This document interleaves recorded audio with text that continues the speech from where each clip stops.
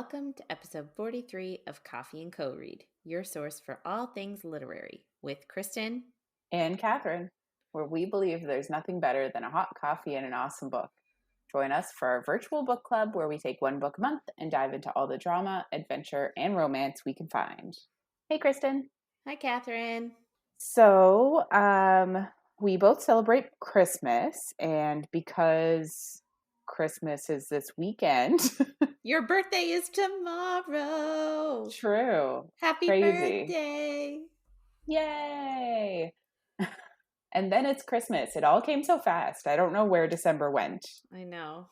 But since it's Christmas and that's what we celebrate, we decided we just talk a little bit about what we do and some of the things that we love about Christmas. So, Kristen, what do you want to talk about Christmas? Christmas is my favorite holiday. I don't know, like I love the time of year. Obviously, I love that my birthday is close to it. It's just festive and everybody's together for Christmas in my house. And I don't know, it's always been my favorite. I love all the lights. So I love like driving around and seeing all the Christmas lights. We do get snow where we live, but it's actually not bad in December. Like it's a bit cold and a bit wet, but as of right now, like we have not yet been bombarded with snow. No. I do like having a tiny bit for Christmas though, so I do hope that that happens. Yeah, but anyway, so I love Christmas. I feel like people think that my family tradition is a bit weird though. So, I mean, as I'm sure you guys have probably figured out by now, we live in a small-ish, like we live in the city, the capital city of where we are, but it is still quite small. Like we don't have Uber here. No. But we do have skip the dishes, so like we have some things, but not others. Yeah. So like we're not in a thriving metropolis here. We are in like a smaller city. And like all of my family members live within 10-15 minutes of each other. And we still all spend Christmas Eve under one roof. Like everyone is sleeping at my house this Christmas. My two parents, my sister, obviously my husband and our two children. I'm not. No, you kick them out for the night. You guys need to go elsewhere. My nan and my aunt, and then my other aunt, her partner, and 2 to 4 of their children. And they all sleep in my house, on like in bedrooms and on air mattresses and stuff like that. So people find this really bizarre. Whenever I tell them, they're like, wow, that's like a lot of people. And I'm like, it is, but it's always been like that for well, actually, I can't even say that. It's always been that way, but it's been that way for almost as long as I can remember. And the reason for that, I have a good one. So so my dad, when I was a kid, used to work in a job where he would be gone for a month at a time. So he would be gone for a month and then he'd be home for a month and then he'd be gone for a month and home for a month. So that means that every second December, so every second year, he would be gone for Christmas. And my mom is really close to her side of the family. And, you know, everybody was like most people were around. So she didn't want to spend Christmas alone. My other aunt, both the other aunts actually that spend Christmas with us as well. One of them, she's not married and didn't have a spouse. So she always went back to her mother's house for Christmas. And my other aunt is like only 9 years older than me. So she was a child at the same time that I was a child, essentially. So she was also at the house. So my mom just took us there when my dad wasn't home for Christmas because she didn't want to spend Christmas with just us. She wanted to be around the rest of her family too. So, and for some reason, I only remember really like a couple of Christmases with just the 4 of us. And then I don't know why, but all of a sudden, even on Christmases where my dad was home, we would go to my nan's and then my dad would come along. Mhm. And then eventually, I think, it became a little bit hard for my nan to just have that many people in the house and have to host. And like, it became a little bit of work for her. So Yeah. my mom said, well, hey, we have house space in our house. So why don't we have everybody over here for Christmas? And then that's what it just became, like my nan and my pop and my two aunts all coming to our house for Christmas. And then, of course, one of the aunt that's only 9 years older than me, she ended up getting married and having children and getting a divorce. And now she's with her partner who also has two children. So now they have some amalgamation of four children are always around, but they're all like 17 to 20. So they're old now. So, like, sometimes they're around, sometimes they're not. So it just became this thing of everybody just always being together because it's just always what we did. Mhm. And I don't know, like I'm really happy with it. That like it doesn't feel like Christmas. Like I feel like it would be so boring if it was just the four of us Yeah. for Christmas. You know what I mean? I just feel like I'd be like, well, where is I just miss everybody. Yeah. And like, Makes sense. we always do like seafood dinner on Christmas Eve because that's the tradition around here. Um and then we do turkey on Christmas Day, but Christmas morning I always make homemade cinnamon buns and we do French toast and like a full breakfast. So, I don't know, and then we literally take like all day to open presents. It's ridiculous. But I don't know, it's just nice having so many people around. Yeah, definitely. Quick side note. So last week we talked about Tibbs Eve, Mhm. and I did some research. Tibbs Eve is actually unique to where we live. Wow. Yeah, Good to know. it has migrated to other parts of the world, but it's because of us that it has migrated to other parts of the world. Me and Kristen specifically, Yes, just us. yes, just us. No, us as a people. Yeah. Yeah, it has migrated just due to that, to Yeah. expats like going abroad and bringing the tradition elsewhere. Yeah. So yeah, so Tibbs Eve is solely a thing that we do. But it's like it's not a bad idea because most people don't want to be hungover as hell on Christmas Day. So it is probably a good idea to drink Well, if you're I mean, doing yeah. but that is also something that we do Christmas Eve at my house is we get a big bucket and fill it up with like a cocktail or Mm. like slush is what we Slush call is slush, key. right? Yeah. So it's like frozen. I don't even know. It's like a slush. I don't know. I don't They're know how to different explain. kinds. I don't know how to Yeah. explain slush to anybody else. So it's basically just a giant bucket or container that you put, depending on the kind, but like we make one that is pineapple juice and like they're like coconut milk or something in one of them. Anyway, you just throw a bunch of shit in and a lot of vodka or rum, depending on which one you're making. And then you freeze it and mix it with 7 Up once it's frozen. So Yeah, I love it. One of I my do favorite too. parts of Christmas. But Yeah, it's so dumb if you actually think about it. Like, I why know. don't we make it during the summer when it's warm? We make it when it is cold. And that is the only time I've ever had slush. Like we make it ourselves, but I've never made it unless it has been Christmas. Yeah, I agree.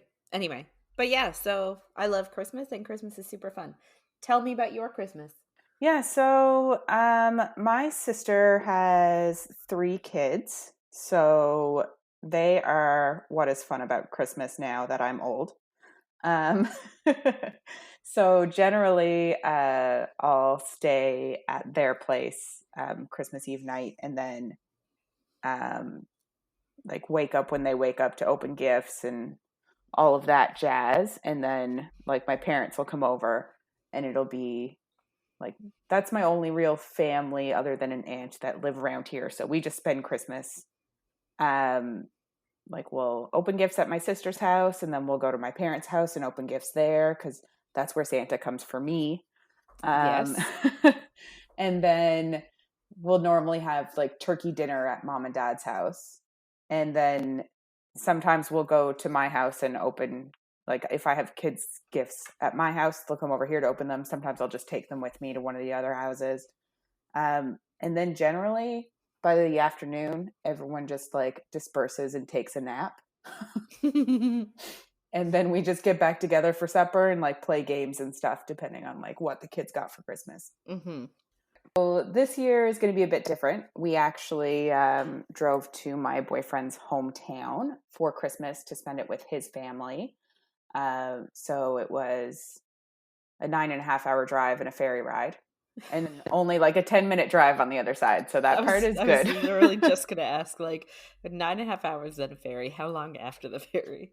It's literally like barely 10 minutes. But yeah, so we did that, and now we're going to be here for Christmas, and we're going to go home. Hopefully we'll get home on the 26th, as long as the weather cooperates and we feel like driving 9 hours after a ferry ride on the 26th of December. So we'll see. And then we're going to do Christmas back here with my family on the 27th. Oh, that's nice. Yeah, so obviously the kids are going to open all their gifts before, but like my gifts to them will still be here. Yeah. And I'm assuming Santa will have still come to my parents' house for me. Let's hope. I think I was good this year. Yeah, so that's my Christmas. I'm pretty pumped. So, just a heads up, we are not a spoiler-free zone, and things might get a bit saucy. Extra saucy this week. There's quite a bit of sauce that happens, and I'm totally here for all of it. Yeah, so extra saucy, but also probably extra long. A lot of stuff happens. Which we literally say every single week. I know, it's true, but just so you guys know, you can probably see the time beforehand, but this is probably going to be a long one.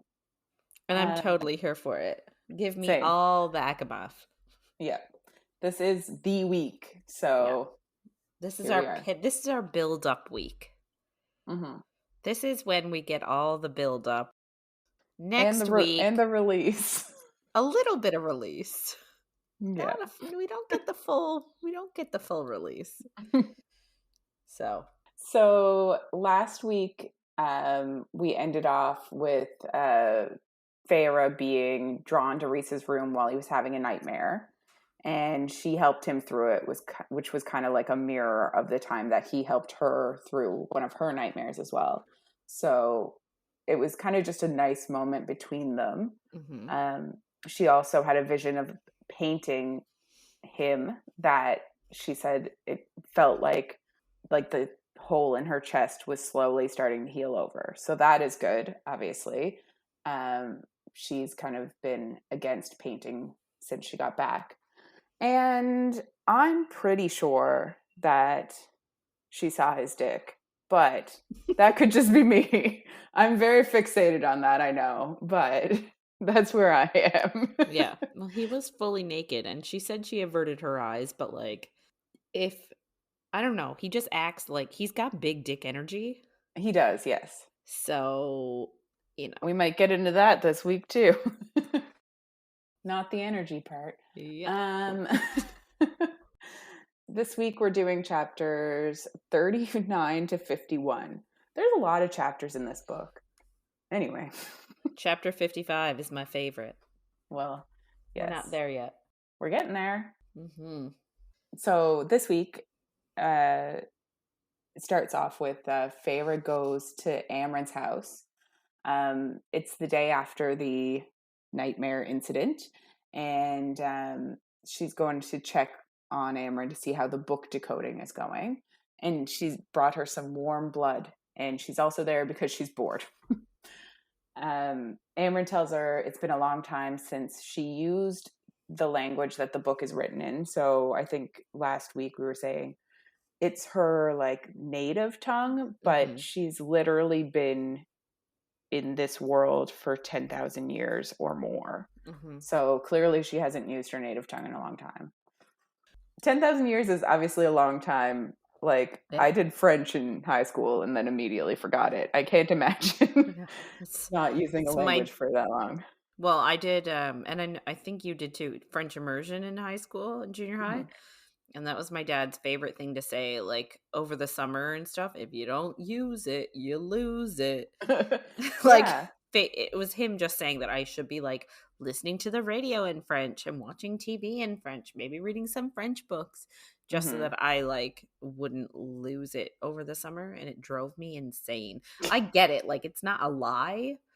No. It just Like, really, looking back now, I'm like, damn it, I should have. But also, when you're a kid, you're not I doing know. shit like that. Hi, man. I'm an adult and I still don't do it. So, Well, yeah, that too. eh.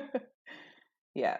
Yeah. So I can't imagine not using a language for that long and then like you're reading it.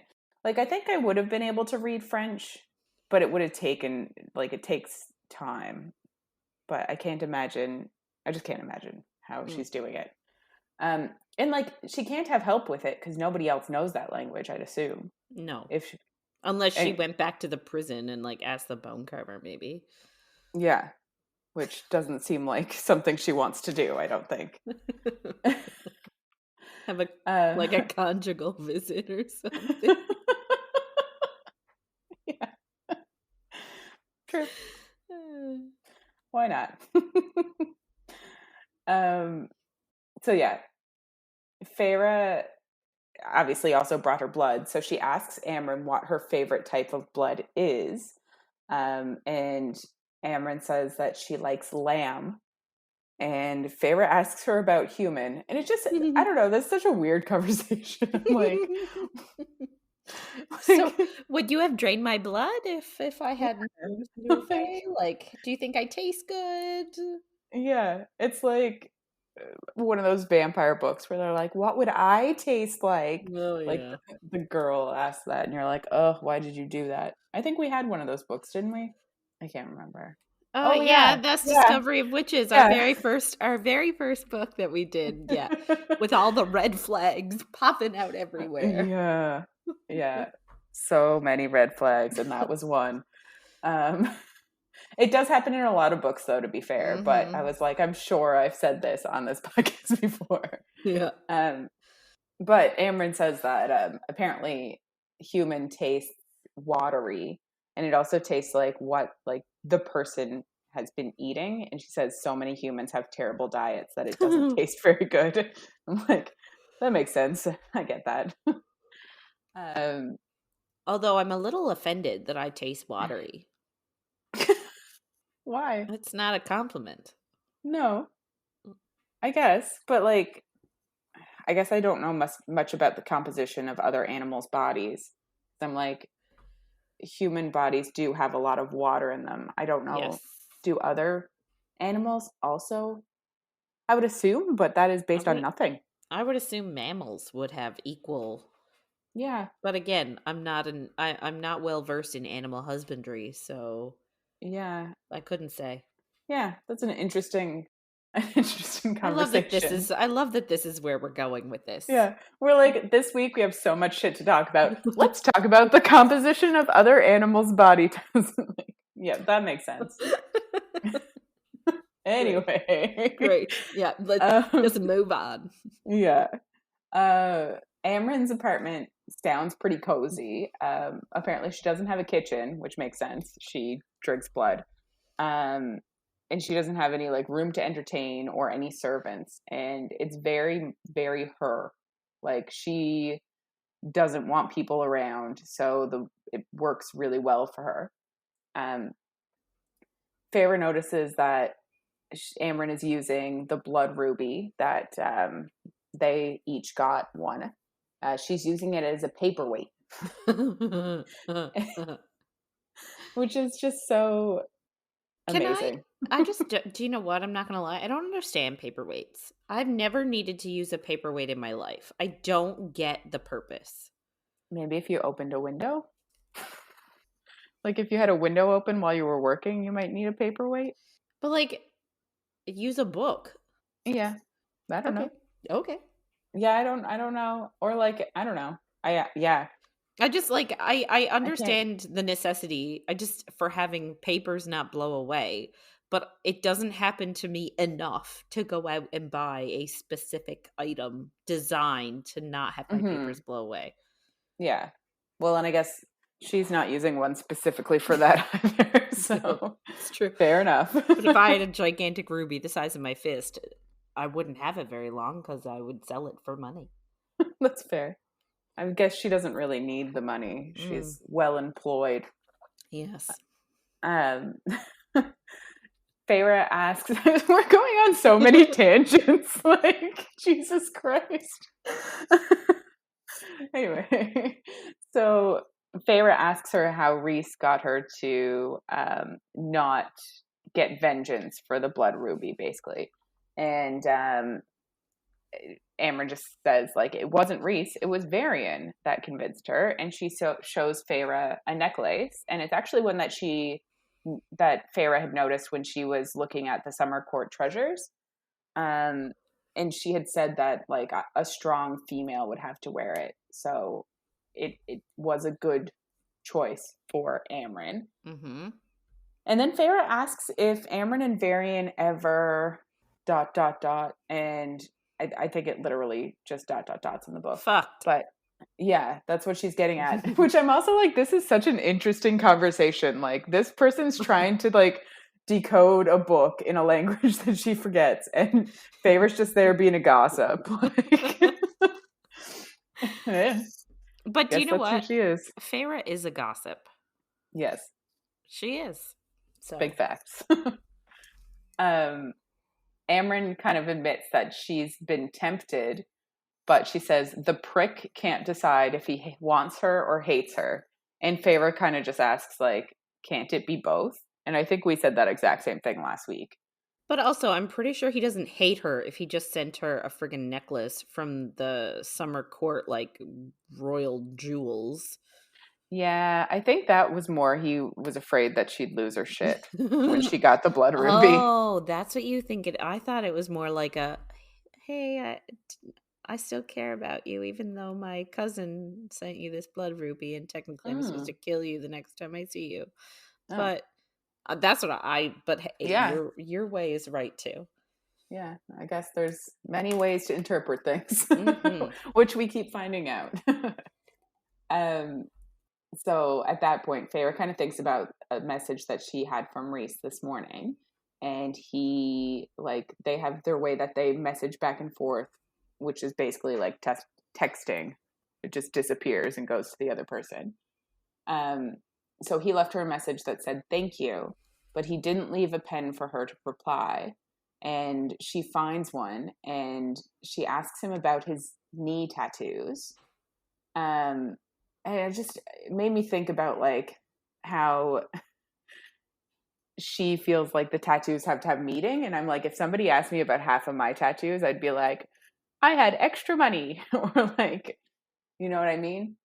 All of mine are like, why do you have that too? I think I have one meaningful tattoo, Hmm. and the rest of them are just, I just like it. Yeah. You know Yeah, what I mean? I do. And you have a lot more than I do, so Yeah. And a lot of mine are literally just like, I like sharks. Got some on yeah, my body. yeah, The end. yeah. um, he does have a meaning for his, though. And he tells her that he has. So I think we said last week that it's like the quintessential symbol for this book series. It's the Mm-hmm. mountain and the 3 stars.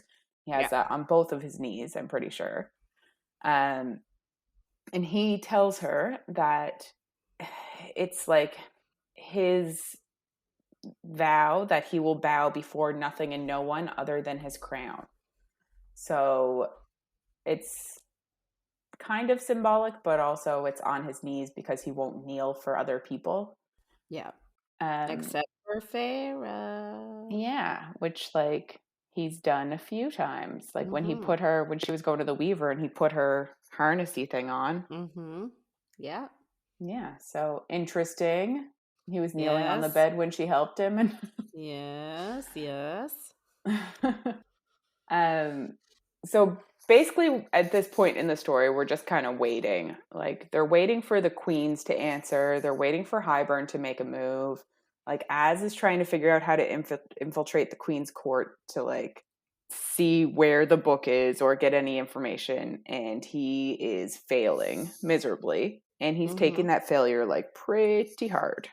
Um, so during this waiting time, Feyre spends her mornings training with Cassian, and she says that she's eating the right kinds of food to gain muscles and like gain her weight back.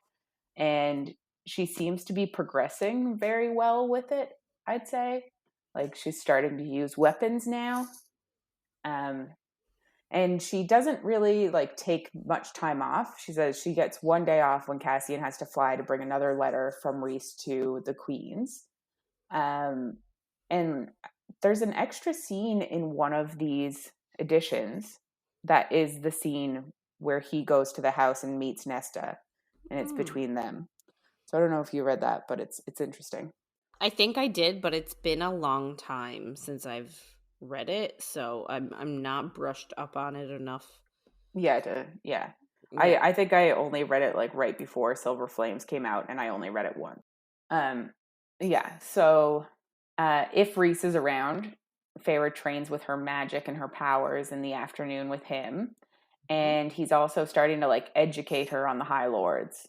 Um, she says that by the end of each day, she's so tired that she doesn't have nightmares anymore, which is obviously good. Yeah. Uh, She's keeping her food down. yeah, gaining some muscle, Mhm. sleeping well. It seems like she's physically doing much better. We'll Yeah. say. Uh, Fair does mention that like Reese will sometimes be gone to do High Lord shit, and she misses him when he's gone. But they Mm. do send each other their texting notes, which is Yes. cute. So we get one of the exchanges, and he asks her about painting. Like he knows that it used to be something she loved, so he wants to know more about like what she liked about it.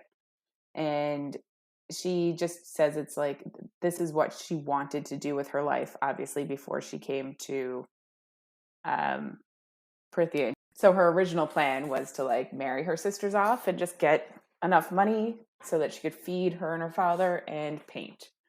Um, but she doesn't feel like painting anymore. And she asks Rhys if he always wanted to be a High Lord. And he says yes and no. He had like a different vision than his father, and he wanted to change how things were done.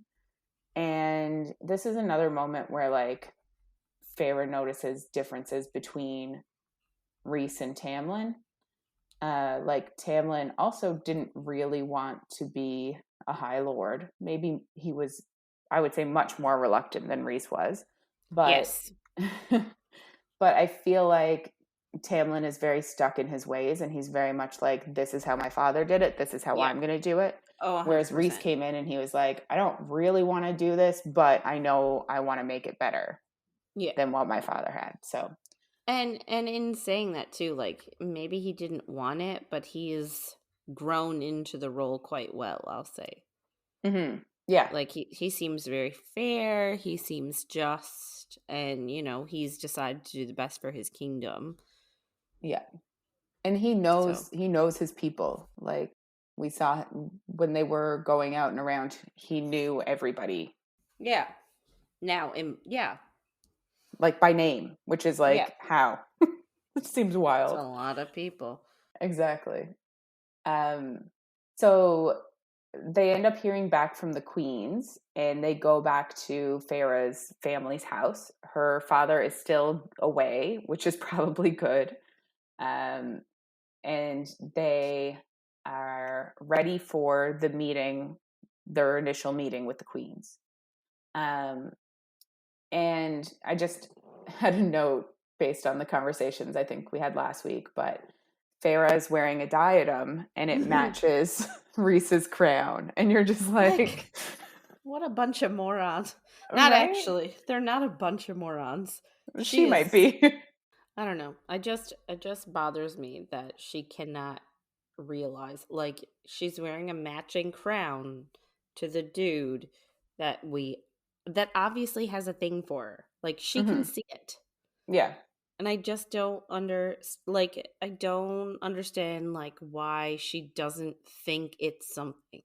Yeah. Like, she literally doesn't think it's anything. She's like, Yeah. "Oh yeah, I'm just wearing it." I'm like, "Really? Are you?" Yeah. She's like, oh, it's so pretty. Like, I have a pretty headpiece. Yay. It is very weird. Yeah. um, so Cass as Moore and Feyre's two sisters Mhm. are in this room with Rhys and Feyre for the meeting.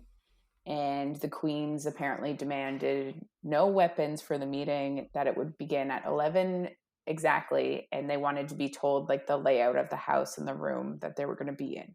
And then at like 11 on the dot, the three queens winnow it, the five queens, sorry, I can't read. The five That's queens winnow in with two guards each, that's which it. is like a lot of people. I guess it's like 15 people coming into a room, but at the same time, two guards apiece isn't actually like that much to me for a queen. No. And also, it doesn't matter how many people they'd have because, like, no weapons or not, like, they're still fucked. Yeah, true story.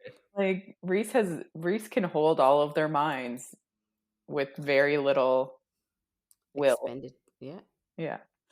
So, anyway, I think I'd be a bit wary going into this meeting if I was one of the queens. But, I yes. um, so the five queens are all like different ages and they all look different.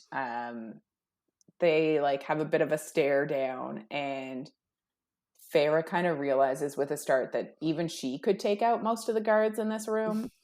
So like that makes it even more wild. Mhm. Um, but it's also like a good moment for her that like she's confident enough in her physical abilities that she realizes she could do this. So um, Yeah. Rhys asks where the sixth queen is, but is told that she is on well. Um, Hmm.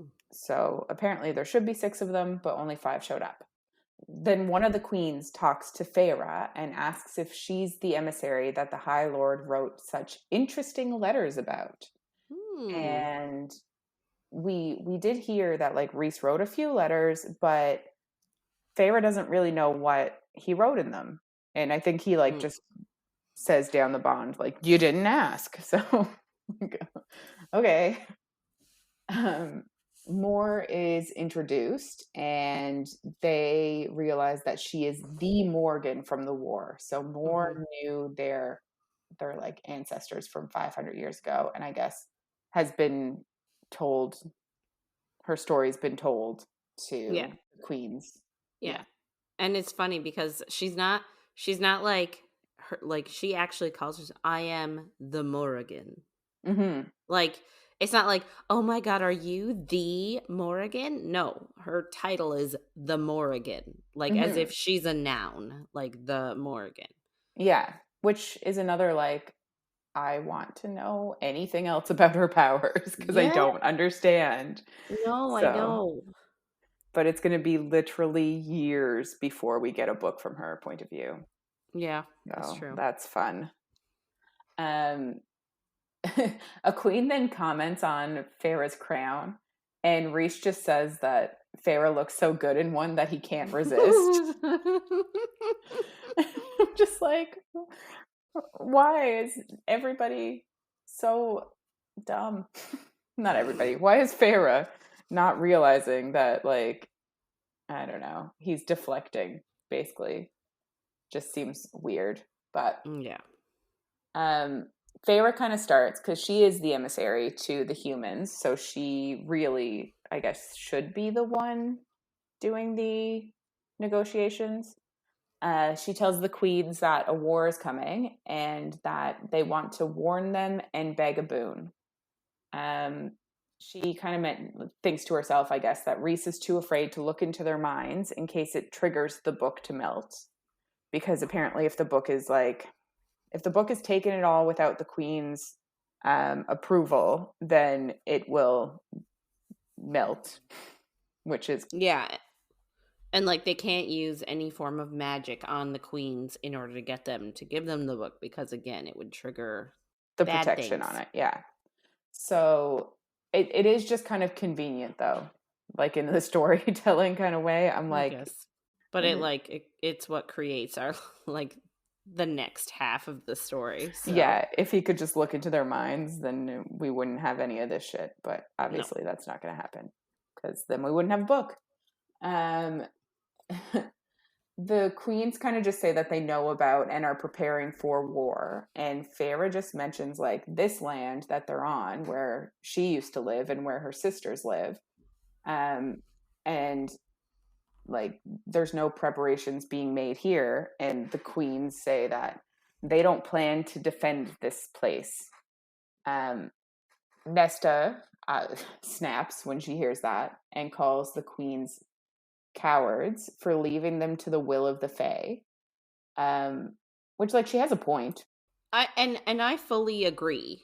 And I'm not suggesting like anything against, but at the same time, you are a leader, and if you have limited resources, like, I sort of get. You obviously have to pick and choose what you can do with your Yeah. limited resources. Yeah. Yes. But obviously that's not something somebody wants to hear when they're the ones that are going to get fucked over. Yeah. No, of course not. Yeah. It's just very inconvenient that this is where they're having the meeting, is the place that the queens are like, well, there's nothing we can do here, so we're just going to let it all burn. Yeah. The queens have also heard of Rhys, and they've already heard bad things about him, and they already are like prejudiced against him and dislike him. So they are like, nope, we're not aligning with you, and the book is never leaving their lands. By a book, I mean their half of the book. Moore kind of talks to them because obviously Feyre isn't really getting through to them. I don't think anybody really can. So Moore tells them that they know her gift is truth, and they know she was there last time someone was made, and it was Miriam. And she tells them she fought and was friends with their ancestors, and their ancestors would be ashamed of them now. She also tells the queens about an island where Fae and humans live in peace together, under Miriam and Drake, and that this island colony, I'm gonna say, I guess, prospered for 500 years. But it's a secret, and it's not like most people don't know about it, because obviously other Fae would probably be against Fae and humans living together. So Feyre also has no idea like anything about this. This is the first time she's heard about this place. So that's interesting to her too. So the queens then ask Rhys for proof that he is a male of peace, and Feyre's kind of thinking like she knows the only thing that he could possibly show them would be Valeris. Like they wouldn't take anything less than that as proof. Rhys says he'll get the proof and let them know, and the queens winnow away again. And Elaine says, I hope they all burn in hell, which is surprising, but also makes me more excited to read her point of view, because I forgot about this scene. I forgot that she actually had a bit of a like bite in this scene, because in later scenes she doesn't really. So that made me a bit more excited about getting a book about her, because she seems a bit plain from what we know so far.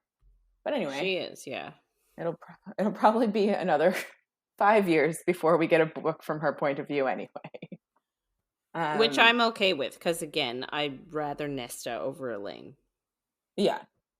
Now. I hope that there's more to her as a person. And I'm sure there is, like, it's very hard to know somebody when you're only getting snippets of them and from other people's point of view. So like I'm sure that she has complex feelings and shit, but right now it just feels like she gardens and she wants to look pretty.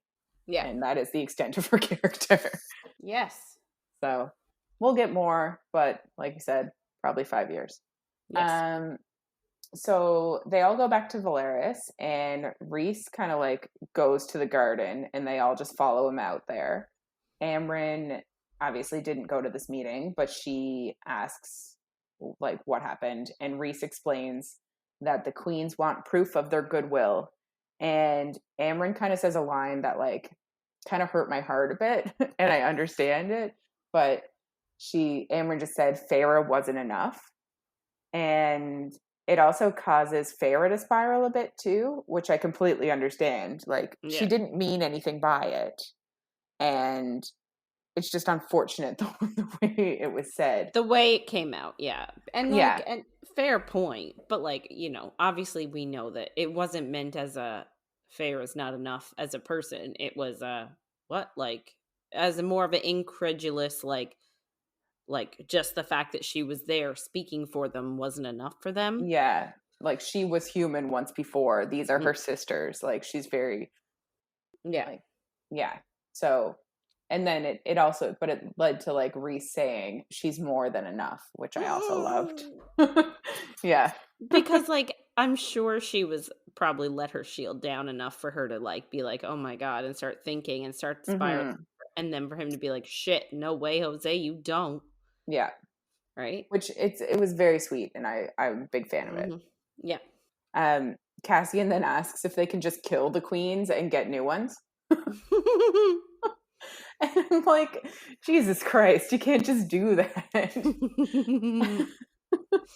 I mean, yeah, but the book could just explode then too if they did that too. Is the other reason they can't.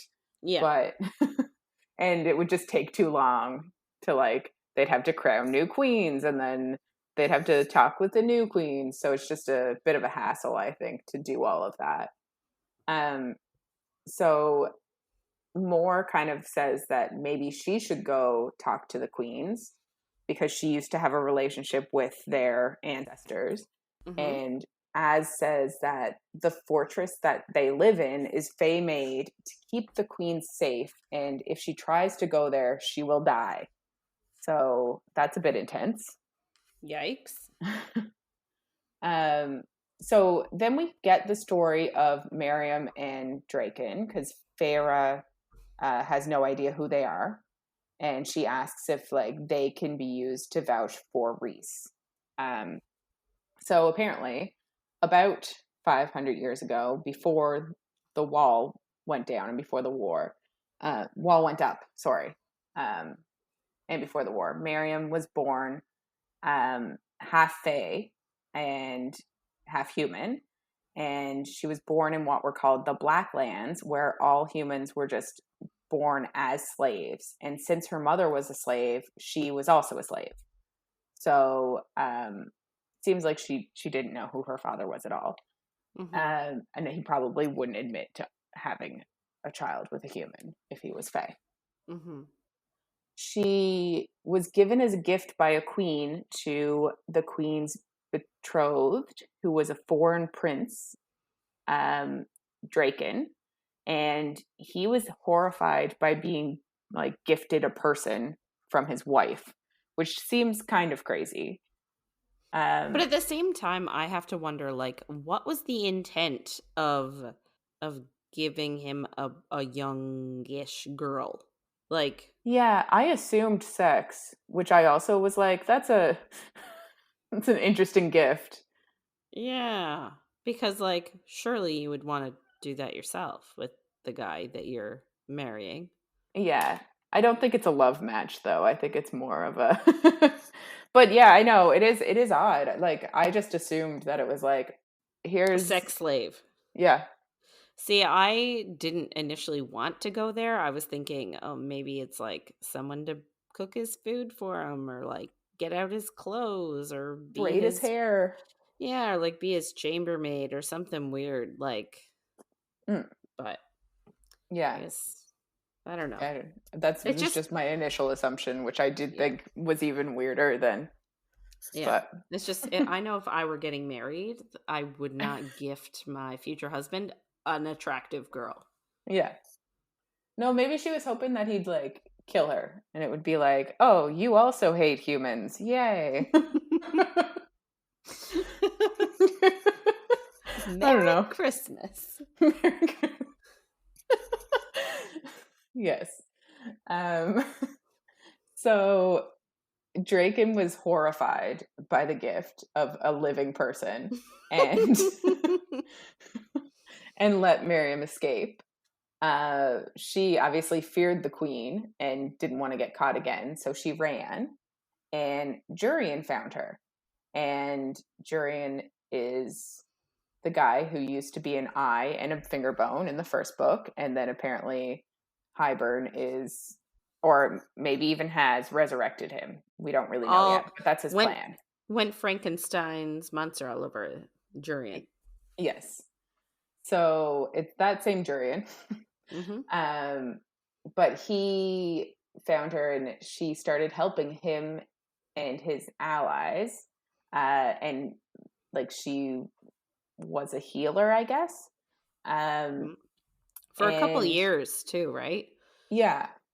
And one of the like Fey allies that came to her ended up being Draken.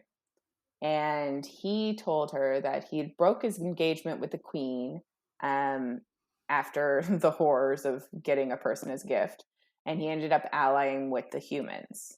Um, She had a relationship with Jurian as well, right? Like during those 2 yes. years that they were that she was like working with him and healing Hmm. him and sort of working with the rebels. Like they were intimate. Yes. Yeah. Um, and so Draken found her, and he said that he was enamored with her after their first meeting, and he actually was trying to find her during this time again, um, Mm. which is sweet. Yeah. But also a little creepy. Like I've met you for all of like 5 minutes when you were given to me as a gift, and now I'm obsessed with you. Yeah. You'd also think that he would have like ran with her. Like if he was going to break the engagement anyway, like, I don't know. Yeah, but I guess he had stuff to take care of before he just ran away. I guess so. Like maybe he Um, had his stuff moved into her castle and he had to like move it back out again. yeah. Makes sense. Yeah. Um, so Jurian was really obsessed with the war, and he didn't notice the bond forming between Draken and Miriam. Um, if we'll also remember, Jurian had a relationship with Amarantha's sister. So I don't know the timing of all of these events. I feel like that was just for information though. Yes, on his side, Yeah. Amarantha's sister loved him, but he was just Yes. doing it for information. But that can't be a great thing happening in a relationship No. if your boyfriend is sleeping with Seducing someone another for, woman. Yeah. yeah. That's true. So, yeah. Um, Draken and Miriam basically ended up falling in love. Moore says that Miriam did end it with Jurian before she started dating. It's not the Getting right it word, but on. yeah. Getting it Um, on. Come on. Getting it on, yes. So that's good. She didn't just cheat on him or anything. But it So was emotional cheating. yeah, more than likely. This like we got very little of this story, but we're like, it was emotional cheating. They're a bunch of assholes. Anyway, Yeah. um, yeah. So then, obviously, Jurian was tortured and murdered, and then tortured some more by Amarantha, and everyone else thought that Miriam and Draken had died, but they didn't. Hence, living on a secret island now with human and fae. Yay. Happy ending. Uh, For them. yeah, really though. Not so much for Jurian. Fuck. Um, Rhys says that they can't use them as proof since it has nothing to do with his character, and that was the issue that the queens had, was his character. Mm-hmm. But it just seems kind of, I don't know. Rhys physically fought in the war 500 years ago on the human side, so I just kind of find it weird that the humans are like making him jump through this hoop to like say that he would be for peace when he was on that side during the first war or the last war. I don't know if it was the first, whatever. I feel like it's probably because like ever since then, like, yeah, maybe 500 years ago he was a cool dude, but ever since then, like, Mm. people have heard a lot of bad things about him. So like you're going to believe what's more recent over, you know what I Yeah. mean? And they weren't in the war 500 years ago, obviously, No, so they were not. that makes sense, I guess. But Rhys came to the same realization as Feyre did. He's like, it has to be Valaris. Like, that's the only thing. Yeah. And he says, we're going to the other court, the Court of Nightmares. And Uh-oh. apparently there's an orb, which is called the Veritas. And it has the truth magic that Mor's family has. And they can use it to show the queens Valaris. Yeah. So they come up with a little plan. Az is going to steal it, and everyone else is going to be a distraction. And the queens will apparently have heard of the orb, so they'll trust it. So everything's going to go perfect. Sure it is. Yes. Feyre goes for a walk that night and ends up at the Rainbow, and she kind of thinks of going in and seeing it since she hasn't yet. And like she's started to like think in paintings again, and like she's starting to connect with that part of her self again. But then she thinks that she's worried that she'll fall in love with this area and that it could be destroyed because of telling the queens, basically, and she doesn't want to fall in love with it if it's just going to get taken away. But she does also realize that she's being a bit of a coward by not going in there. So there's still some emotional stuff that she needs to go through with her painting and stuff. When she gets back that night, Rhys tells her that he's debating asking her to not go to the Court of Nightmares. She's really defensive over that and doesn't want to be left behind. But Rhys kind of explains that it's not really about her. He doesn't want her to start looking at him like a monster again when she only just stopped. And like, if she goes with him, she's going to see that side of him that everybody thinks he is. So it's sad. I get why Rhys is saying it. And I also get why Feyre is so defensive of like being left out, but like they both have points. Yeah, I feel like Feyre should just be like, no, listen, I know who you are inside. I know that that's not what you're like. Like I feel like she should do that, but she sort of doesn't. She doesn't hear, no. So I feel like it's something she probably should have done, but hey, yeah, whatever. Feyre asks Rhys why Mor looked so upset about going to the Court of Nightmares, and he explains a bit of Mor's backstory that we didn't have. So she was sold by her father to Eris. Eris is Lucien's brother, and he's an older brother because I think Lucien's the youngest of the kids. But that means that he is potentially, like, he could be the next ruler of the Autumn Court. Yes. So I guess his father probably bought more for him. Anyway, Eris is known for his cruelty, and Mor kind of begged Rhys to stop it, like this marriage from happening, and he took her to the Illyrian camp, and she, I guess, met Cassian and Az there, and she ended up having sex with Cassian, and then Eris refused to marry her because she was sullied. No longer a virgin. Yes. Her family, so Moore's family, dumped her in the Autumn Court, on the Autumn Court border, with a note nailed to her. Her body now. Nailed Yeah, to her body. yeah. Saying that she was basically Eris's problem. And Eris just left her for dead. And apparently Asriel found her a day later. So she's wandering on the border with a note nailed to her, or just I don't think she was able to walk or anything like that. I think she was just like a slumped corpse left. yeah. Like, and I think there were other things done to her besides, Mm-hmm. you know what I mean? Just Not besides just nailed to her, yeah. Yeah, I feel like she was probably like beat up a lot beforehand. Yeah, because it is like, obviously her family's not being paid for it anymore. Yeah. And she disobeyed, so I'm sure the punishment was not small. Yeah. So yeah, so she doesn't like going to the Court of Nightmares because her family still lives there, which reasonable.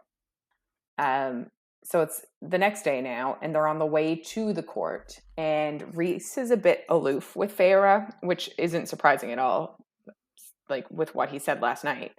But she kind of like wants to pick at him, which she does a lot, which is super cute. But she tells him that she heard that Illyrian's wingspans tell a lot about the size of other parts.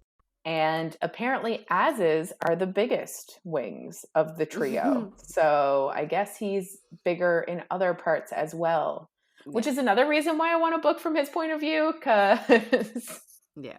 I just want to hear about his dick. I know. It's super cute because I just like, you just know that she's trying to like tease him out of his like sullen-ish move. Mm-hmm. Yeah. Yeah. And it's sweet that they do it, that they can get each other like to not be as upset by like picking at each other. It's a sweet relationship. It is. So she touches his wings and he basically moans because of the feeling and tells her that she shouldn't like just touch someone's wings without asking for them first, because some people will just kill on sight if their wings are touched without permission, which I just feel like is a good life lesson for like consent. Any kind of touching anyone. Like, just don't touch someone, they might kill you. Yeah. Well, no, but apparently like they're flying to the Court of Nightmares, and I love that he's like, you know, obviously I'm okay with it, but like other Illyrians, like they will literally destroy you if you try and touch their wings. So maybe don't. Yeah. She asks him about touching wings during sex, and he tells her that some males can come from like just having their wings touched. And he says that he's never had his wings out during sex because he doesn't trust people like around them. His wings are very much something it seems like he keeps hidden from almost everybody. So he's never had them out while having sex. Yeah. But he's also, because he's half Illyrian, I guess, and he's a High Lord and has this much power, like, I don't think Cass and Az can put their wings away, but he can hide his. Yes. Yeah. So they're still flying through the air, and they are attacked by ash arrows. And they all, like, land and regroup, and Rhys tells Cassian to take Feyre back, and he and Az are going to search for where the arrows came from. But Feyre kind of insists on staying because she says she knows ash arrows and she can detect if it's like from a High Lord because she has their magic. Yeah. So she says that, and she also knows how to track in general. So she says that she should help him search. But they don't have any luck. Yeah. So, and this is, I mean, we sort of get an inference on who this was, but we never get a real confirmation on. Yeah, we don't really. Like, they Yeah, tell, like, we we'll can talk. kind of guess it later, but Yeah. not real. But we don't actually ever get this is who it was. Yeah. Um, so they end up going to the court because that is the whole point of this part. Hmm. And Feyre goes in with more, and she says it's similar to Under the Mountain, which obviously because Under the Mountain was modeled after this place after Amarantha saw it. Hmm. But Feyre kind of says that like Under the Mountain was made by a child and the Court of Nightmares was made by a god. So it's like very different where like Under the Mountain was more of like a castle. This is an actual underground city. So, Yeah. It's also had like thousands of years to develop instead oh, of yeah, like, 50 or what? Yeah, whatever. 50. Yeah, definitely. So they walk down some alleys, and Farah just thinks there's a terrible beauty to it all.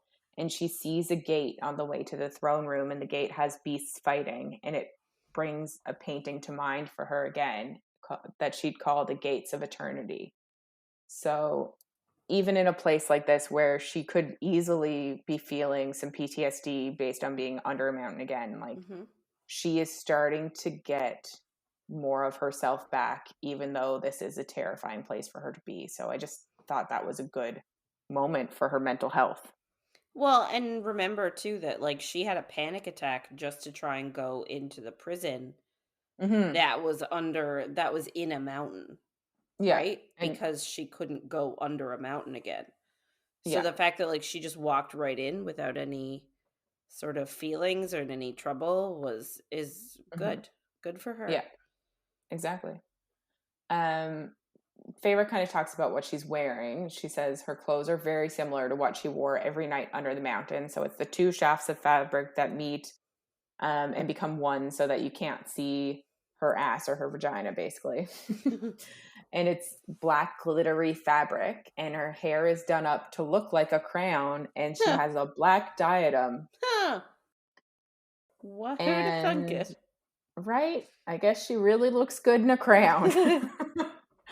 um, she's also wearing makeup, and she has like eyeliner. It seems like she has cat eyes painted, and blood red lips. Just made me think of Taylor Swift songs. I mean, it's a very classic look. Yes. Yeah. They get to the throne room, and it does remind Feyre of Amarantha's throne room. There's like a lot of people around just waiting.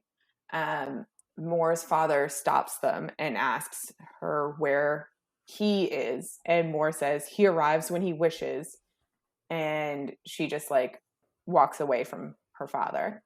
And then she goes up to the throne and says that to everybody in the room that their High Lord approaches and he is in a foul mood. So they better be on their best behavior if they don't want to end up being the entertainment. Ooh. Right? Like, why would you want to live here? This sounds terrifying. um, Rhys is approaching, and Feyre can feel it. Like, she can feel his power approaching, which sounds hot. To be Yes. real.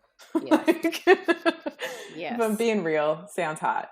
Um, Cassian and Azriel show up, and she says they look brutal, and they have 7 siphons each, which is like 5 more than Feyre first saw because she saw them on their hands first, but now Right. they have I think it's like their shoulders and their knees and their chest as well as their hands. Um, Rhys appears, and he has released the damper on his power, so he's like fearsome as fuck. Mm-hmm. And I'm here Um, for it. Yes, yes. 100%, like very here for it. Everybody bows, and we finally get what Feyre's role is going to be. She's there as a distraction and a novelty so that they can like steal the orb while she acts as his plaything, basically. Love it. 100%. I'm here for it. I think it's kind of unnecessary, and like I don't know if they really needed to do this, but I still love it. So Yeah, I think they could have definitely come up with other distractions, but I'm really happy that they chose this one. Exactly. So everybody's still kneeling, and he's walking over to his throne, and he lifts Feyre up by the chin and brings her with him to his throne and puts her on his lap. And when we say lifts her up by the chin, like he's obviously not holding her like chin with all of his hand. I picture Like a him like finger. a finger and just sort of Yeah. like a leading Yeah. finger. He's not being Yes. rough. He's not being a rough D-bag. No. That's exactly what I picture too. Mm. He like starts to put his hands on her leg, and he notices that like she has a bit of a reaction because his hands are freezing. So he warms them up. And I just thought, it's so sweet. It like is so sweet. He's there being a big, controlling, demanding asshole to everybody. And then he's like, oh, my little hands are too cold. Let me warm them for your little skin. And I love it. Everybody is still kneeling. I think it's important to also mention. And he tells Feyre not to let the fact that every man wants her, like, distract her or whatever. Or go to her head. Go to her head, yeah. And it makes her feel beautiful, which I think is good for her self-confidence. But I mean, like, in all fairness, who doesn't like knowing that someone thinks they're hot or pretty or whatever? Mm-hmm. Like, no matter what, like, you like it if someone said, hey, I find you really attractive. Like, that's heartwarming. Yes. Like, and I think also makes like you feel good. Yeah. And I think like she saw herself and she saw what she looked like, and she's like, fucking right, I look hot. Yeah. Like, good for her. Yeah. So Keir is Moore's father. He's called forward, and he cringes away from Az. And Feyre kind of thinks that like one day, Truth Teller, Az's sword, is going to like carve Keir up. And I'm like, yes, I want that. Mm-hmm. But when is that going to happen? Hopefully soon. I know. I'm like, is this actually like foretelling it happening? I hope so. Yeah. But I'd like to get that story soon. Rhys asks Keir to report, and Az disappears to do his thing. Keir basically just talks, and Rhys is just stroking Feyre's thighs, and she's getting pretty hot and bothered from like just his hands touching her thighs, which like. But like at the same time, he's like literally running a finger like on the inside of her thighs, like stroking up and down and getting closer to like the sweet spot. And then like, yeah, she's getting hot and bothered. Of course she is. Yeah. Oh yeah. But it does start off like a bit more innocently. I think it's like on the outside of her thigh, and then it's like getting closer and closer as the night goes on, and like I would just be like dying of anticipation. I know. You'd be like, yeah, go right now. Why are we sitting here? Take me somewhere else. But like if you're that in the mood, I mean, maybe don't take me somewhere else. Yeah. So Keir finally, during his talking at Rhys, mentions Feyre and says that it's quite the statement, and he comments on the crown that's on Tamlin's plaything, and it's just another moment of someone pointing out the crown, and Rhys just being like, whatever. I like putting crowns on her. But also calling her Tamlin's plaything is but Feyre kind of bites back and says that maybe she'll put a leash on him. And Rhys tells him to go get her some wine. Feyre and Rhys kind of like open their bond so that they can chat with each other. And she actually does what you said at this point. She tells Rhys that he's good and she can see him beneath this mask. And she asks him why he stopped touching her. And, yeah. And he makes a low growl, But so I've only recently started watching Ted Lasso, but if you watch Ted Lasso, Roy growls in that show. A lot. And I'm like, a lot. And I love it. It is like my absolute favorite. But I know a lot of people are like, what does growling even sound like? And before I saw that show, I was like, oh, growling seems kind of dumb. Like, I can't imagine it being that hot. But now I'm like, yes, that is what I picture. Yeah. I love Roy. He is so hot. So that's what I picture when I hear growling. So look that up if you are wondering what growling is like. Very hot. Yeah. So Feyre, unfortunately, less hot, can hear people calling her a whore. And even though, like, a part of her agrees with it because she's like, I only just left Tamlin. Like, she feels shitty about herself. She also is enjoying this. So she's of two minds, which is not surprising. The feel of Rhys physically touching her, like the lust in his eyes, and she's enjoying that part. Apparently Kier is just standing nearby, like just with the wine. Just like looking at them, like unsure if he's allowed to like go up to them and if he's interrupting or whatever. So they're a good distraction. I'll give them that. Mm-hmm. Feyre feels Rhys hard beneath her. Like, of course. And like, which is not surprising. And she's sort of like grinding into him too, right? Like, yes, they're fucking putting on a show. They are. It is great. Yes. She licks his neck, and it literally seems like she almost comes at the taste of his, I'm gonna say, sweat. Yeah. Which, like, sure, but like that is something. If somebody's skin is that appealing to you, I think that is a sign of something. You need to seek ulterior reasons for that. I mean, maybe she's just pent up. Like, her and Tamlin had sex like every night. Maybe she's just haven't. She needs a release. Baby. Jesus.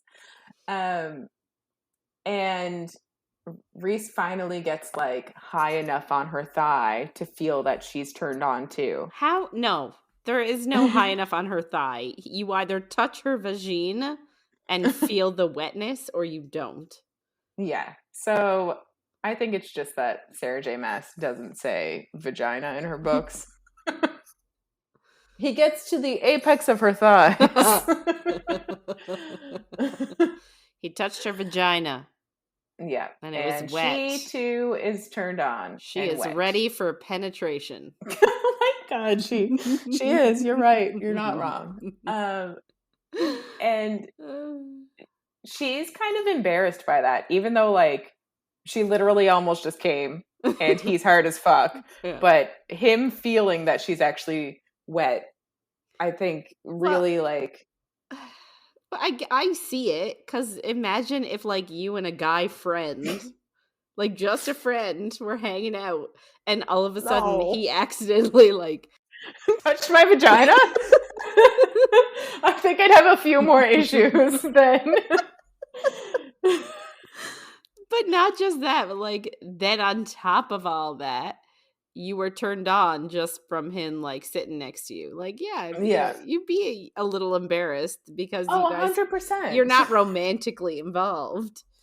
Yeah, I do get it, but I'm also like, I can't imagine anybody sitting there and not getting turned on. Yeah, and also so I'm like, yeah, like if Az was sitting there, I think he'd be hard. Like, anyone.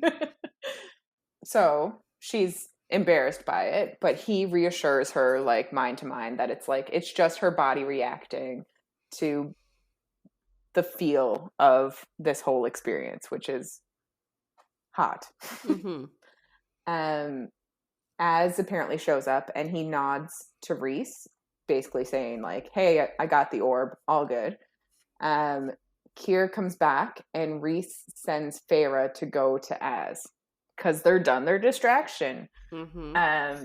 Kier whispers to Feyre as she's walking by that she'll get what's coming to her and calls her a whore, which is Ugh. obviously. But it's also that it's so extra right off the top. Like, he doesn't know her.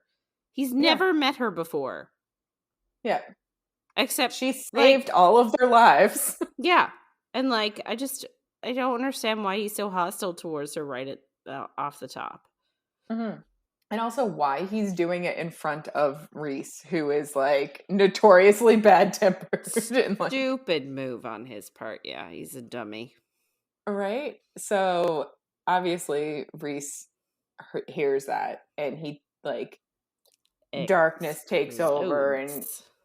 Kier's on the floor and Rhys tells him to apologize. And when he takes too long to apologize, Rhys breaks his arm in 4 spots and his elbow disintegrates. And like, what the fuck? Like, that sounds disgusting. Kier does apologize, and then Rhys breaks his other arm and his pinky. Like, his poor pinky. I'm like, that seems a bit extra. See, I feel like that's probably the most mild he could do is break a pinky. Like, it'd be really bad if he, like, broke his thumb. Yeah, but he did disintegrate one of his elbows and break both of his arms. Which just So. reminds me of Harry Potter when he lost all the bones in his arm. And Yeah. Yeah. Flopping it around. Yeah. But Rhys tells him he's not allowed to visit a healer. Love it. Yes. So You that'll get what be a you painful. deserve. Yeah, exactly. So Feyre stays by Az, and she says it's about another hour while Rhys is like reigning there. She kind of thinks of how Rhys made her feel alive, and I guess alive meaning horny. Mm-hmm. But she also is a little worried that like maybe Rhys doesn't want to be touched by a woman after Amarantha's torture. Like she doesn't know how he felt about all of this, and she's a bit worried that maybe he didn't want it. So that is kind of sad too. Rhys takes Feyre to a little lake area on their way back to Valeris just to kind of like have a moment and apologize to her. And he tells her that he shouldn't have taken her there. And yeah, that wasn't the best move. No. Like he knows she has triggers about that, so I don't think this was the best way to go about it, but I think they both have high emotions that they just don't want to talk about, and they're being dumb. Yeah. She says that like she knew what she was getting into before she went, but obviously he does feel bad, and she tells him not to start protecting her like that, and that being like how Tamlin used to. Yeah. By locking her up. And Rhys kind of explains like it's hard to shut down his instincts, and he says that he will kill anyone who touches her. I love it so much. Yeah. so funny to think about if you like intellectually like. Oh no, if this was a real person, if somebody came up to me and said this in real life, I'd be like, you need a psychiatrist, let me call the police, please. Like, yeah. But it's not real. Yeah. No, I know. But I love it in every book. Every book it happens in, I'm like, this is the best ever. And then if somebody did say it to me, I'd be like, you're fucking batshit. Leave me alone. Yeah. And it's I feel like it's actually very important to make that distinction. Like, we are not. Yes, obviously. We do not condone murder. No, or toxic or abusive relationships in any way, shape, or form. Mm-hmm. We completely recognize the difference between fiction and reality. Yes. For the most part. For the most part. Yeah, that we can't have it is what we understand. Yes. Feyre then calls him her friend, and I feel like that's just a stab in his poor little heart. I feel like that triggers him a bit. But she doesn't realize that, obviously. No. But she starts to realize, I say in quotation marks, she starts to think that like everything on the throne wasn't real for him. So like she now is feeling bad that she was so like turned on and felt some emotional connection to him when it was just for distraction for him. So that's what her brain is saying. And I don't believe that, but that is what she believes now, which I don't is not great. I also don't understand where she gets that assumption. I have no idea. Like, what makes her think that? He doesn't say anything. No. She actually called him a friend, which is a little bit of a jackass thing to do. Mm-hmm. So, like, I don't know. I find it an odd leap. Assumption. Yeah. Yeah, for sure it is. But she's also like obviously still dealing with some depression and shit. So I can see her being like, I'm a piece of shit. Nobody can love me. So this was all fake, just to distract. I am just a whore. Yeah. So she's spiraling again. So obviously she's spiraling and then he is getting defensive. So Rhys kind of tells her like, I'm not him. Like stop comparing Rhys and Tamlin. They're not the same person. Like he then says he knows the villain, that he's going to be the villain in this story. Like if this story is told, Tamlin will be the Golden Prince and he is the villain that took her away. And Feyre loses her temper and tells Rhys that at least she doesn't hide behind masks like he does to his friends. And what if he did let someone in and they still walked away at how messy like he is as a person? And it makes Rhys flinch, which is obviously impressive to make a High Lord flinch by something. Yeah. So they end up leaving and they actually go back. Feyre like almost immediately feels bad about what she says. Like she knows that Rhys and Tamlin are different and she lashed out because of like some guilt and fear of letting people in herself. Like she wants to tell Rhys that she likes him. And she wants to try something with him, like try to have some type of relationship with him, like whatever would work, be it just sex or like an actual relationship. She's like, I do want to try that. Rhys isn't around, so I guess the next day.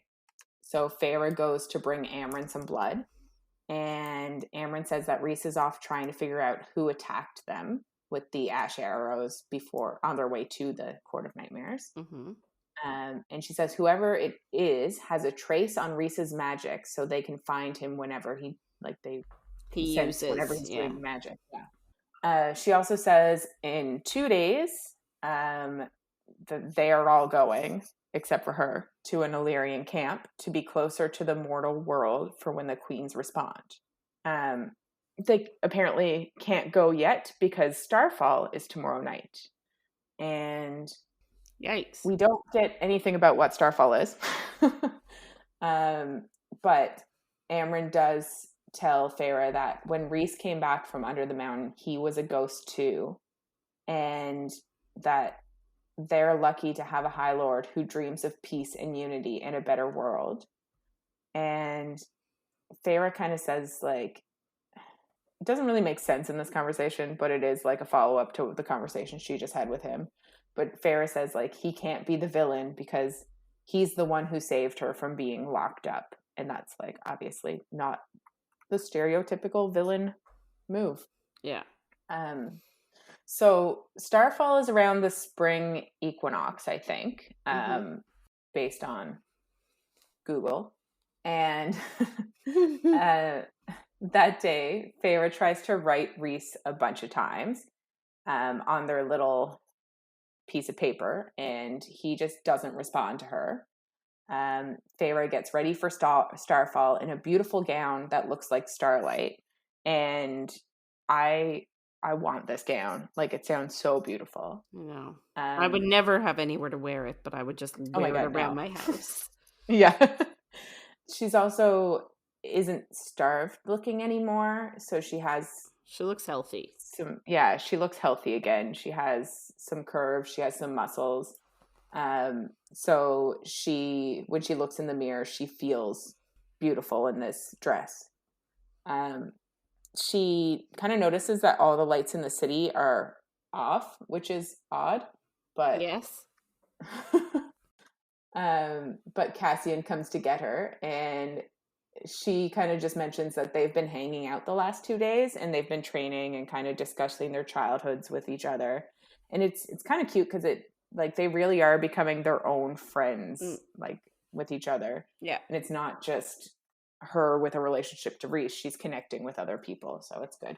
They show up at the House of Wind, and it is a party. Woot woot.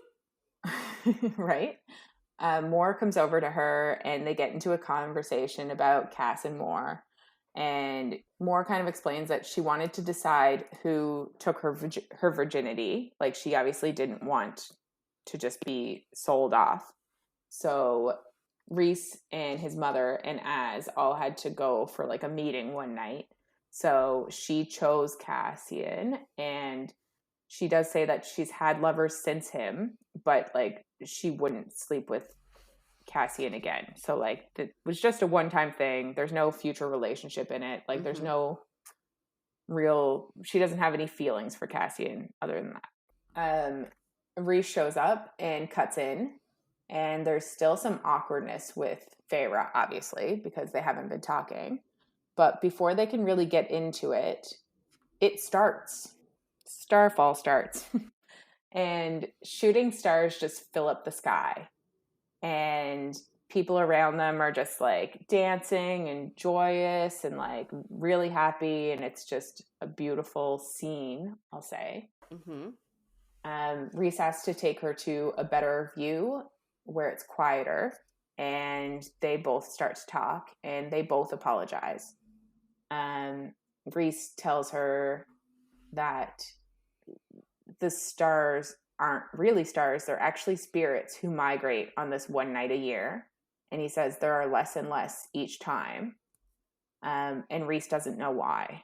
So we don't really get any more into that, but I do kind of wonder if that's ever going to come up again. Maybe. Maybe in a certain crossover. Yes. That's what I'm wondering. But I don't know how. No. I don't know anything. The shit that she pulls is wild.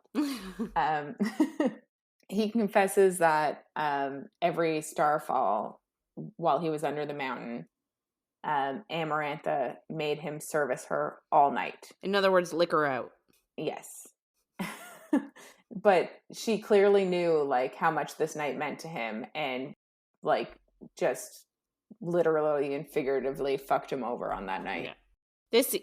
I will say, like, even though it's not in the same time period, I'm getting a very much like a New Year's-y sort of vibe.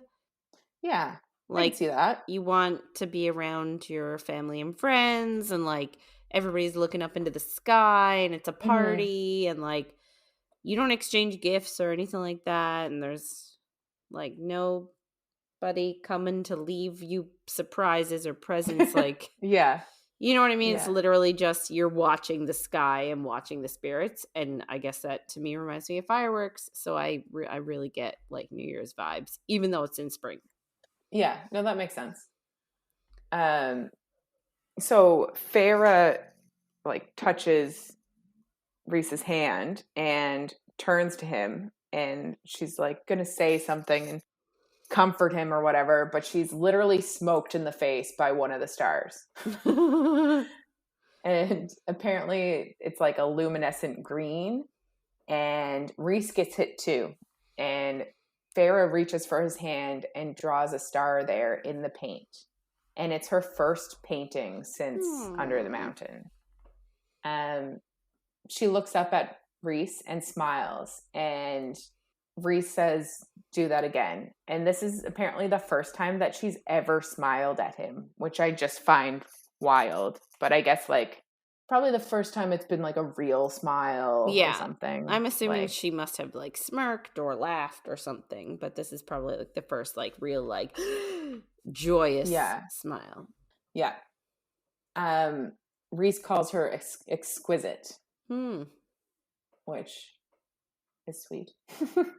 And she tells him that he owes her 2 thoughts from, I think it was week 1, where they shared thoughts back and forth, and she shared 5 and he shared 3, so he owes 2. I think that was week 2. Okay, week 2. And he says that he was afraid to come back,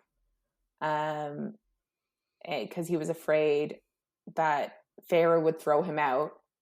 So he was afraid to come back and talk to her yesterday or today after the Court of Nightmares.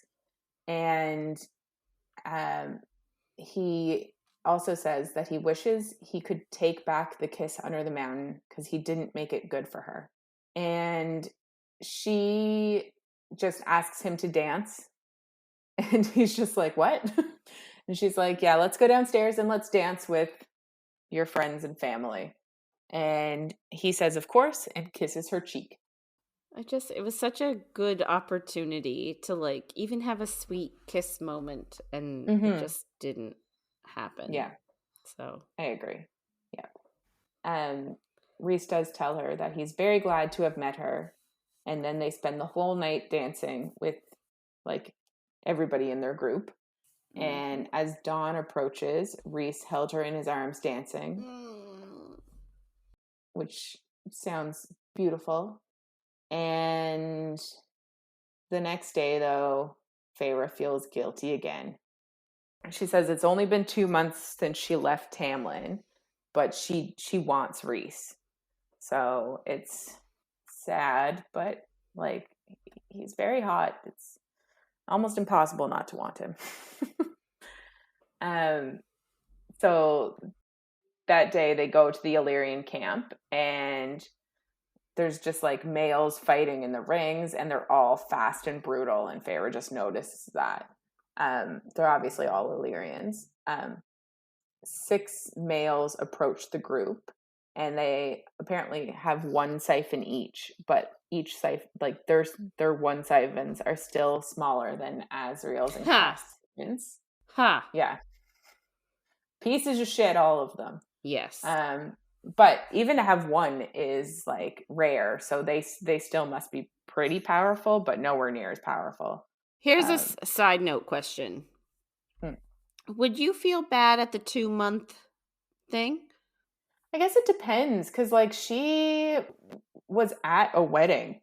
Like they were seconds away from being married. So like if I had a fiance and I left him and 2 months later, I'd probably feel bad. But if I was with somebody and I realized that it was a toxic relationship and somebody helped me through it, then I don't know if I would feel as bad.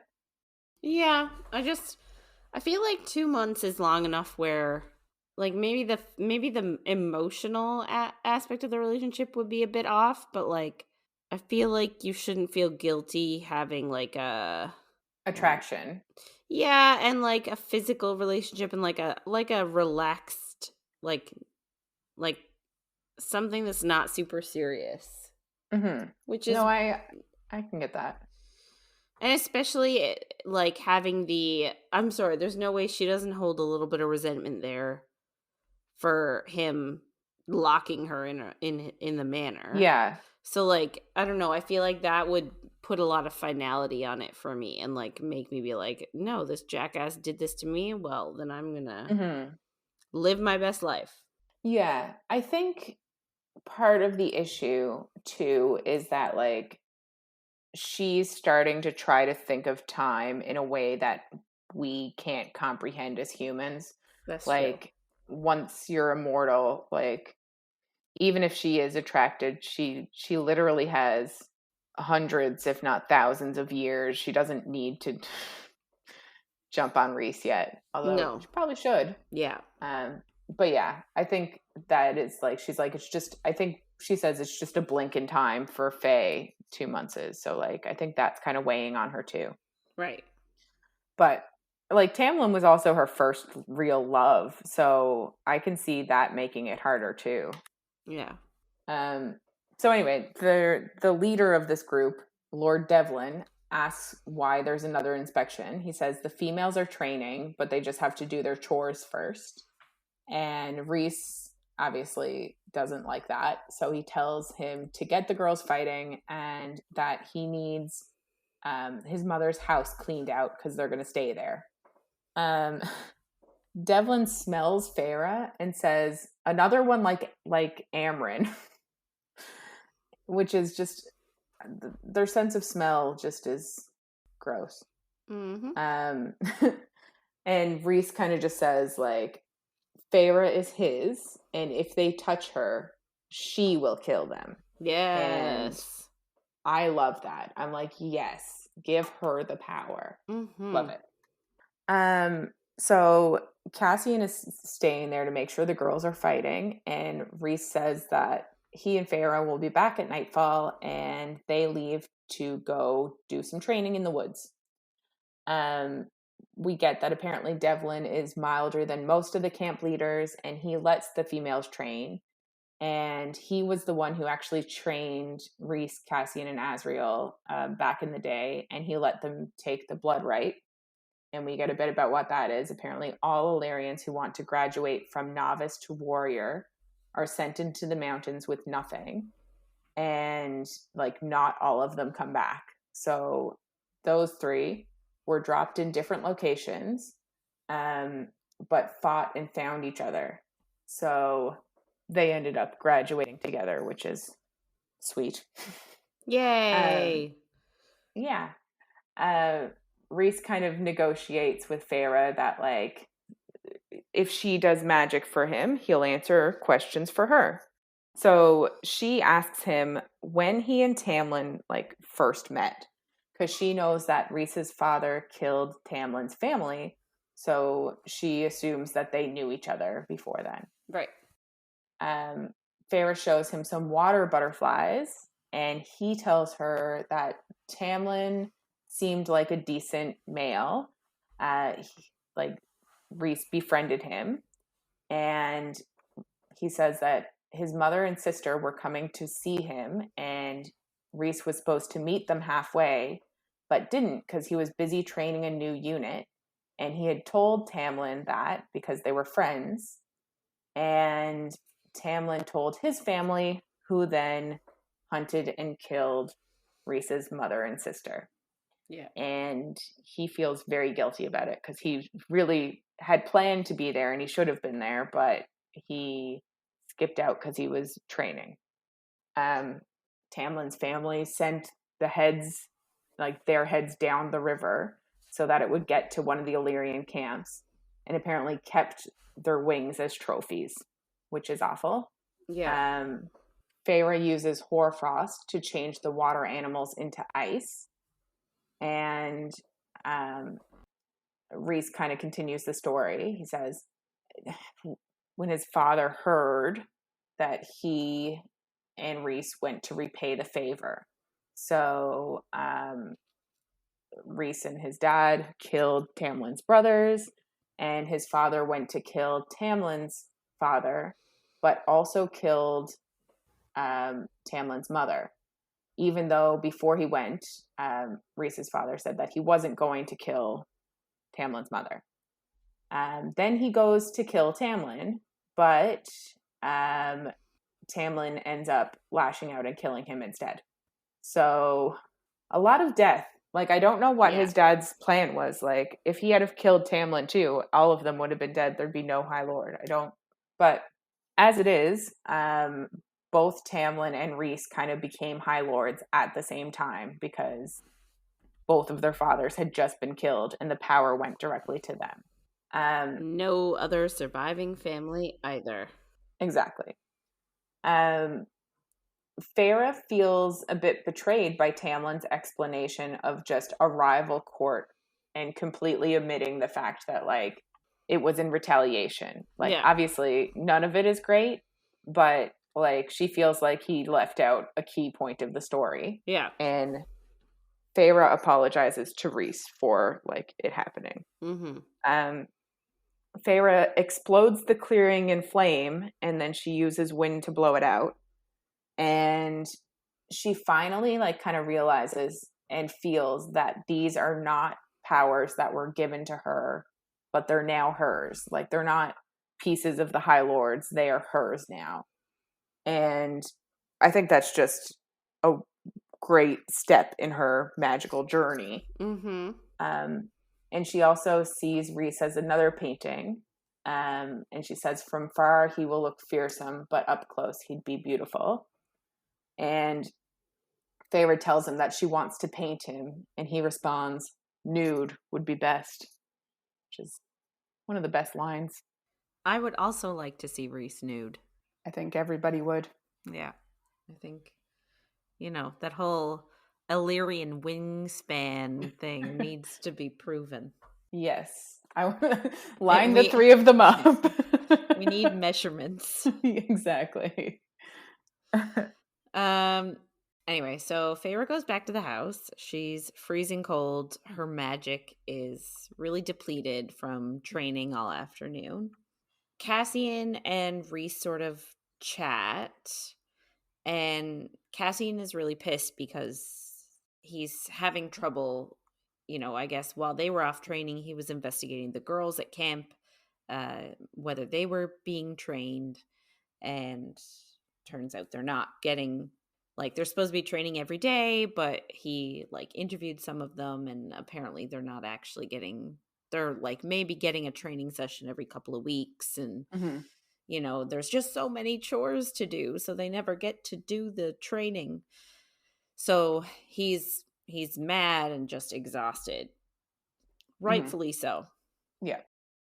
So Rhys and Feyre go on up to bed, and I was really anticipating them sharing a room just because they've done it before.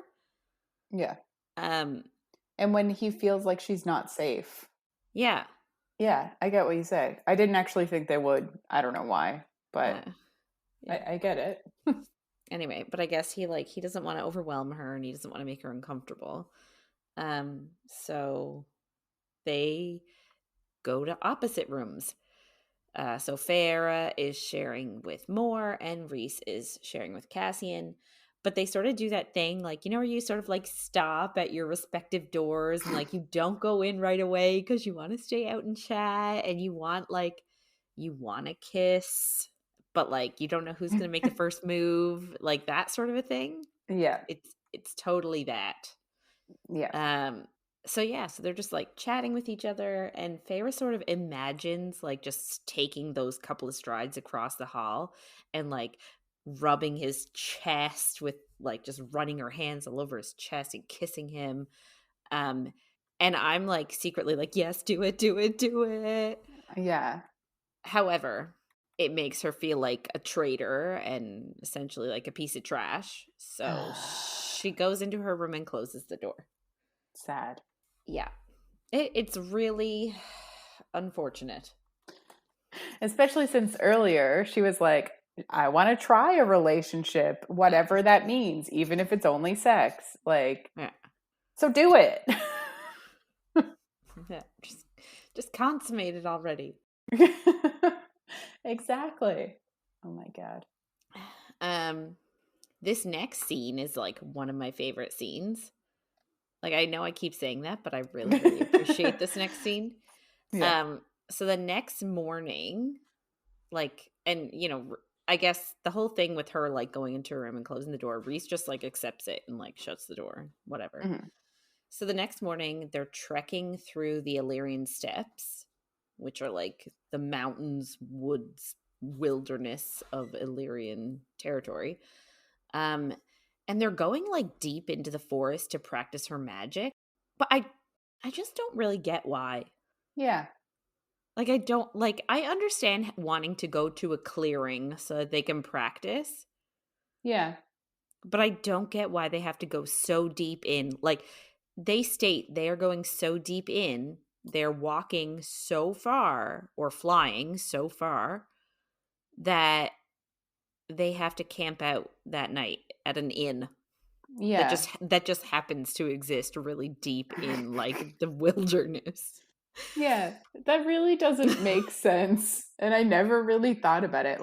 I get it. They want to go away from prying eyes. But if there's an inn nearby, are you really that far away from prying eyes? Also, Why couldn't they just go to the place they went to yesterday? Practice there. I know. And it just makes me think of I don't know if we've spoken before of that show Gallivant that you and I are Oh my both God. obsessed with. I don't think we Um have, but I love it. Continue. it I can't remember if it's still on Netflix or not. I think it is. I think it Um is. you should Well, in Canada. yeah. Everyone should check it out though, because if you can, because it's amazing. Um so it reminds me of Gallivant, or in the middle of the forest, and then they find this like a gay bar called the Enchanted Forest. Hmm. And it's in the middle of nowhere. And this is the vibe I'm getting from this inn. Not the gay Yeah. aspect of it, but like this inn that is in the middle of nowhere for no reason. Like, why are people there? Yeah. Yeah. There's no town. It's just an inn. Yeah. So they Makes have to no sense. it doesn't. And so they have to spend the night at this inn because they're trekking so far into the forest just so Feyre can practice her little water animals again. Yeah. Which, like, can't you just do that in the house? Yes. Sit in the large ass bathtub, or or play with them over the bathtub. Yeah. Like, I don't know. Anyway, it's perplexing. It's something. So Farah has sort of decided, similar to what she's already decided and then changed her mind on, and now she's changing it back again, Fair. that if she can keep things fun and easy, then that's not really a betrayal. So she's sort of giving herself permission to have a physical relationship with Rhys. Yes. She's like, they're they flirt, they tease each other, so like she finds that sort of like light and breezy, and thinks like, if we can just keep it at that, then yeah, I'll have sex with him, it'll be fine. Which, like, she didn't even ask him. No. No. But also it just sort of, I'm perplexed again, because I feel like she hasn't given this much thought, Mm. because she wants to keep it light and breezy, but like she's really making connections. She's really making friendships Hmm. and making a home in Valaris. And I just wonder, like, if she expects to keep things light and breezy, like, where does she see her relationship with Rhys even going? Like, Yeah. it. I just feel like trying to create a casual sexual relationship. I just feel like it wouldn't work if you're planning on sticking around. Yeah. Maybe But she's I like, mean, fuck it, I'll leave. If it gets too awkward, I'll just go home. Not home, I but, guess you I know. just like, maybe it's just because I haven't really had casual sexual relationships before. So in my Mm. mind, I feel like it would just be super awkward, especially if you decide to stop. Yeah. I guess her plan is she too has not had many, but her No. plan is just to not catch feelings. Because, like, in the beginning, um, she has that relationship with what's his face. Isaac Hale. Yeah. And, like, they're now perfectly fine seeing each other in the streets, and it's not awkward because they didn't catch feelings. Right. I guess. But she's not like hanging out with Isaac Hale on the daily now No, either. I know. So like It, it's different, I know. I'm just saying she doesn't have experience with, like, I guess. it, so she doesn't realize that it's a really dumb idea. Yeah, sure. They're sort of like going through the woods now. They're teasing each other, using like their mental abilities with each other, and like talking down the bond at each other, and just being teasy and a bit flirty.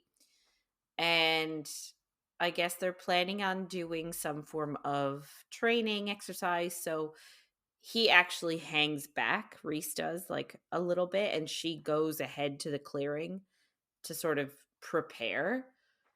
So she's alone in this clearing when all of a sudden she hears a sound, and behind her is bum bum bum Lucien with What? 4 spring court guards. Excessive. Uh-huh.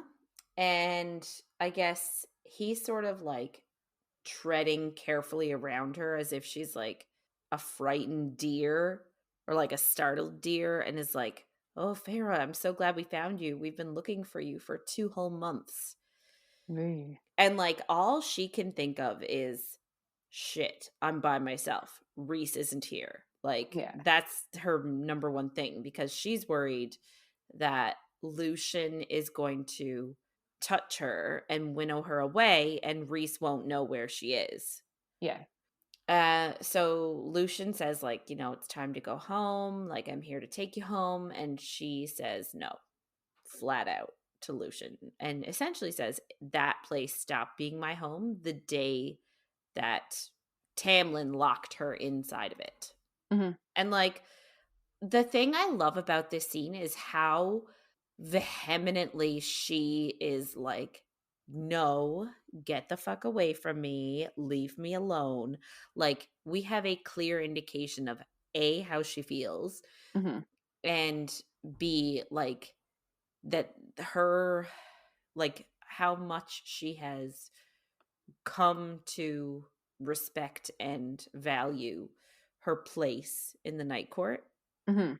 I don't know. Yeah. Yeah. So she has a bow and arrow with her and she draws it on Lucian and is like slowly taking a step back towards the stream. I don't think she originally realizes that she's going towards a stream, but I think it's like too big for her to like step across. Mhm. So they sort of start like herding her, these 5 men, like almost like cats, Yeah. like herding her like a cat, like they're trying to close in on her. Um, Lucian says that Tamlin is more sorry than she realizes, and that they're all sorry, but that it's really bad. And that she has to come home because Tamlin's bad and the whole place is bad It's her and responsibility to fix him right and because he can't Feyre, regulate his feelings. yeah, and it's stupid. Feyre's actively thinking if he touches her, he's gonna winnow both of them just further and further away. Mhm. Um, and he says like he needs her home, that Tamlin isn't himself. Um, so she's panicking because Lucian is like slowly closing in on her as he's backed her up into the stream. And she panics because she knows that Lucian is going to winnow her away from Rhys and knows that Rhys won't know what happened to her. And in that panic, when Lucian actually reaches out to touch her, she winnows. But it's not like the way they described it, it wasn't like a normal winnow. It was like a smoke, ash, and night kind of a winnow. So it was like this like dark, ominous smoke that she like curls into herself and then reappears behind the sentinels. Mhm. And it's really cool. So like Sounds badass. it does, and I feel like she's like incorporating her night court powers that she got from Rhys Mhm. in this sort of like new form of winnowing, this like ominous sort of way. Mhm. Anyway, so she appears behind the sentries, and I guess they all turn, and the sentries are like super creeped out by the way that she like by the form that she took, I guess, like by that like dark ominous smoke, Mhm. like the way that she presented. Yeah. So they were all sort of freaked out and like sort of looking at her like, oh, who the hell is this bitch? Um, Rhys then shows up at her side. So he's had his wings out the whole time they've been on this trek. And he's been in like his Illyrian fighting leathers. But when he shows up, he's completely changed. He's wearing like his fancy night court clothes and he's got the wings gone. He's back in this mask, like the mask of him being like a jackass. He's got his Yeah. jackass mask on. I was going to say High Lord, but sure. Jackass mask. um Lucian just straight up calls him a prick and a whore, which makes Feyre growl. So we've got growling, but it's not from a man, and I'm No. loving it. Yeah. You growl, Feyre. Like, they insulted him, like, immediately. Like, yes, growl at them. Yeah, agreed. Anyway, that sort of makes Lucien pause that she's growling in defense of Rhys. And he sort of suggests that Rhys maybe, like, broke her mind. Ugh. So, super insulting that she can't be defensive and can't want to stay in the night court of her own volition. It has to Mhm. be Rhys breaking her mind. So that's fun. So Lucien also says to her that Tamlin will never stop looking for her and waiting for her to come home. Mm. Which is sort of Yeah, very E. So, eh, eh, eh, eh, eh. Not great. not, no. So she sort of like flips at this point, like flips and says that, like, and he's like, oh, he's never going to give up on you. He's never going to stop looking for you and like waiting for you. And she flips and says that he gave up on her. And Lucien also gave up on her. Mhm. Like, she's like, you gave up on me. You saw me wasting away day by day. And she was like, I begged you to help me, to like let me out of that house. You saw what he was doing to me, and you chose to ignore that. You Mhm. chose obedience and fear of Tamlin over helping me. Mhm. And he's like, oh, but I was just trying to like help. I was just trying to, keep us together because, we've been divided for so long. We've been at war for so long. I was just trying to keep the peace. And she's like, you're like, I'm saying, essentially, you are a dumbass.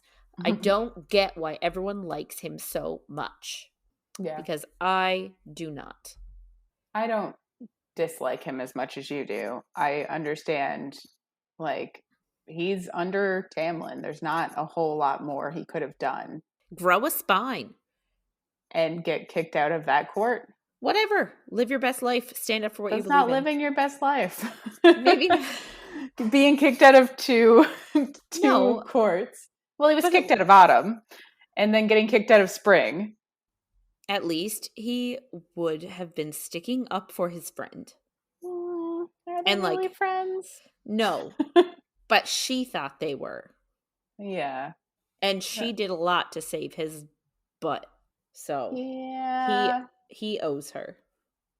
I'm not as mad at this as I was about a lot of the shit in the first book that he pulled, but Anyway, so in order to sort of join the, like, drive this point home, because he's like, I can't believe that you would rather stay in this like dark night court, this like awful place. Cause again, he doesn't know the good bits. He only knows the Mhm. stuff modeled after Under the Mountain. So he thinks, he's like, I can't believe that you would choose this sort of life as opposed to like coming home to the spring court with me. And she drives the point home by shape shifting, using Tamlin's magic to give herself talons and Illyrian wings like Rhys, Mm.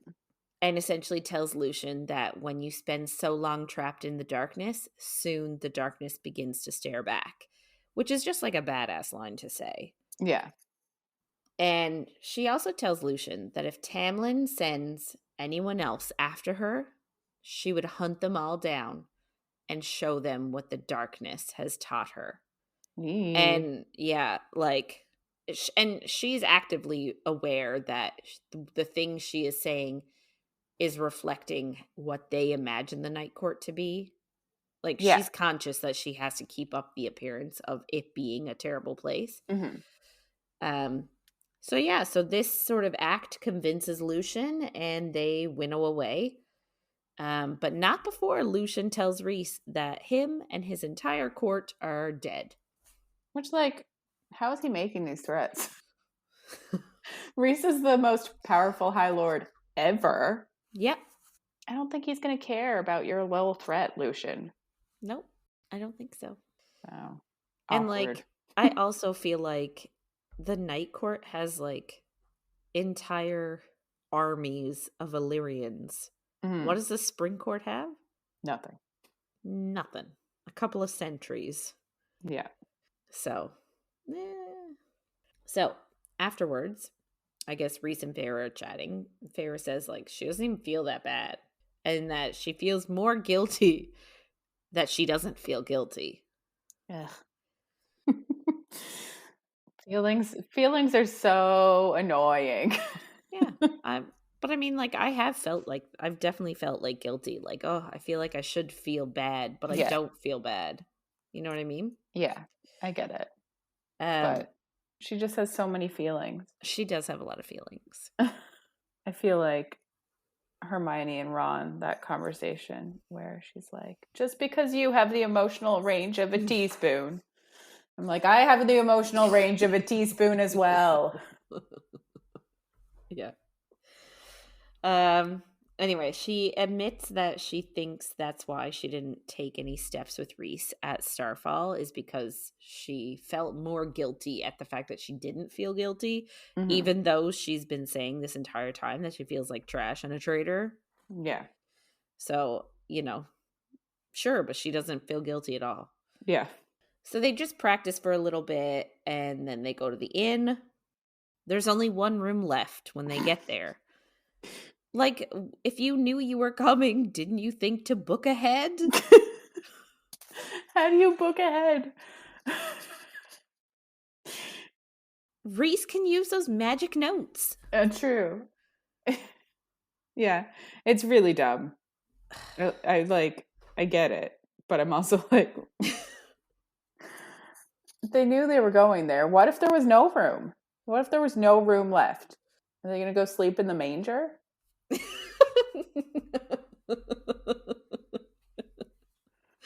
Yeah. Anyway, I just feel like it's Bad planning. bad planning, yes.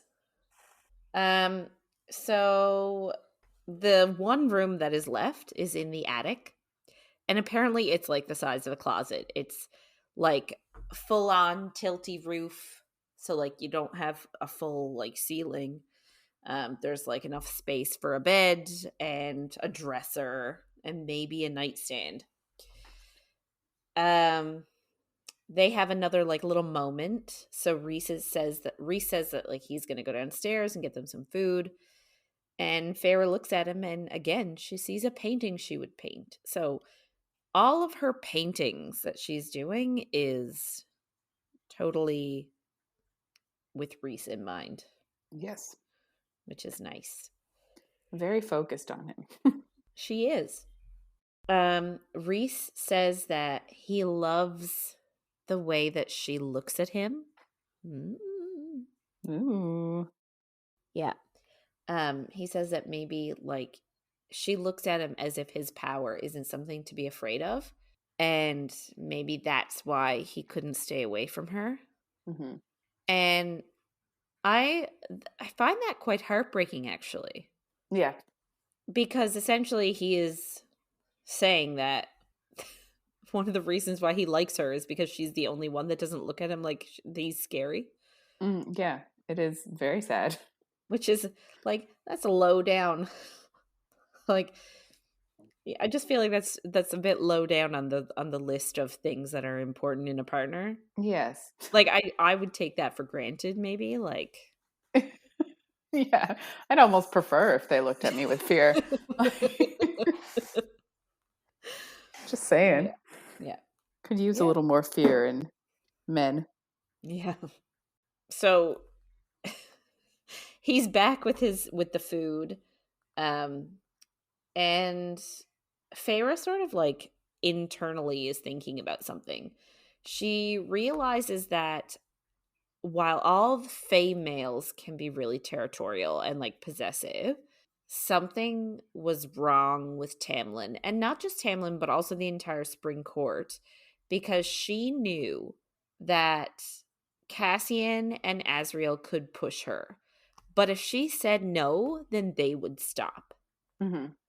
Which is not something like she said no to Lucien and he just kept hurting her and like was going to take her without her consent. And if Rhys had been in the position where she was wasting away the same way she was with Tamlin. Cassian and Azriel would have protected her and would have found some way to snap into Rhys or deal with him, Mm-hmm. but they would have still protected her and Yeah. not just let Rhys deal with whatever it is. And then she also said, but Rhys would never have not noticed what was going on with her. Yeah. And she's 100% right. And Well, she deserves someone that will actually notice that she's wasting away to nothing. yeah. And Rhys did notice. Like, he only saw her. Immediately. Yeah, he only saw her a handful of times, but he noticed every time. Yeah. So it bothers me. And but we've said before, Tamlin noticed. He must have noticed because he threw it back in her face that she wasn't sleeping. So Mm-hmm. he noticed, but he just didn't bother To care. mentioning it or Like, caring or I don't understand. I just don't understand. no, same. So, um she also thinks to herself that even though she loved Tamlin, well, she had loved Tamlin, Amarantha had broken her so much so that who she was now as a person didn't fit with who he was as a Mm-hmm. person. And again, it's a great stride in her self awareness, self Yeah. reliance, understanding that she's not a terrible person for wanting to get out of an unsafe situation. Mm-hmm. So her and Rhys eat together. Rhys mentions that he's so powerful he has to release his magic or else he goes insane. It's just a little tidbit there. Yeah. I don't think it has any bearing on the story right now, but he has to have stuff going constantly to release the pent up magic. Yeah. So they sort of make a bunch of confessions here. So Rhys actually heard the entire conversation with Lucien before he actually showed up. Mm-hmm. I guess he wanted to see what she would say with Lucien and how she would deal with it.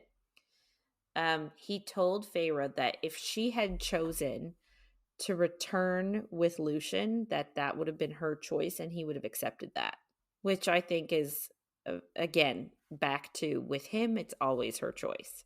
Yeah. But if Lucien had grabbed her against her will, he said he would have torn apart the world to get her back. Mm-hmm. And Feyre says that if Lucien had made a go at Rhys and tried to hurt Rhys, then she would have no hesitation fired her arrow at him. Doesn't that say something? You would think it would say something, but apparently No, it doesn't nothing. say it. It doesn't. It means nothing. Fun and flirty. Cool. Got it. So they do another they do this thing often where they do a thought for a thought. So they do this now. They both confess that they want each other desperately. Woo! Rhys says that he looks at her and he feels like he's dying. Oh. And I almost want to be like, you should get that checked out. Yeah. Really though. Ugh. And he says he can't concentrate on anything. And he says the only thing he regrets right now is that the room they're in is too small for him to bed her properly.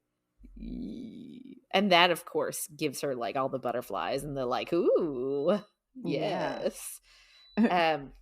She also confesses that she can't stop thinking about him, even when she lived in the spring court, and that essentially makes her a lying traitorous piece of trash. Which I sort of see what she means, for having those thoughts and feelings while she was with Tamlin. I can sort of see why she would feel Yeah. upset with herself. Mm-hmm. But after they broke up, who the fuck cares? Sleep with someone a week later. The dude I did you dirty. know, but they didn't really break up. Like, I mean, obviously, if you're in a shitty situation like that and you have to leave in the night, it's best to just do it. But I think that part of her issue is that, like, Tamlin is still out there hunting her down. But just the fact that the way you say it, he's hunting her down. No, I know. But, like, I just feel like if she does get with Rhys, he's going to be even more pissed. Like, I would almost just be afraid that he would kill her after that. Well, Yeah. anyway, after that confession, nothing happens well, I mean, I'm not going to say nothing happens, but they go to bed. And it's freezing, so of course they have to cuddle for body heat. Only one bed, and it's freezing. Yeah. How many tropes can we fit into one scene? All of them. Because here comes another one. It's a less well-known one, but it's still one. Rhys has his wings out, obviously. So he wraps them around Feyre. Like a little blankie, little cocoon. And of course, she starts playing with them and touching them, which of course turns him on because wings are giant penises. It's true. Right? They are. They're very sensitive. There's veins. There's veins everywhere. God. A guy can come just from getting his wings touched. Like it's giant penis. So like they're spooning, right? So her butt is rubbing on his penis. His actual penis, not his wing penis. Yes. And so they're spooning and he starts to like rub her stomach and like just like, you know, those lazy circles with his hand to sort of like gauge where she's at and if she wants him to go any lower. And she pushes her butt against his penis like real hard. and she says like his penis felt like rock hard. So like he is really in the mood. Yes. And they're sort of like, you know how when you're just like rubbing up against each other and you're getting all hot and bothered, and he asks her what she wants, and she tells him that she wants fun and she wants a distraction. So he's like, well, then allow me to help you out. Yeah. Which I'm like, amazing. Yeah, I know. Like, I love that he just, I feel like she could say whatever. And as long as he got in her pants, he would have been fine with it. Mm-hmm. I don't know. So I thought that was lovely. So he teases her a whole bunch, like, you know, doing that thing they do in sex scenes where he plays with like the you know, the waistband of her pants and like you know, brings his hand around the apex of her thighs but doesn't actually make any contact anyway. But he eventually shoves one hand up her shirt for boob play and then shoves another one down her pants because why not? And she gets really into it. Like she says that, I feel like she said that like he touches her and she feels like she could explode. Like she is really here for it. And they make out and he fingers her and apparently she has a really wicked crazy orgasm. Of course. And when she's like spent, he takes his fingers out of her vagina.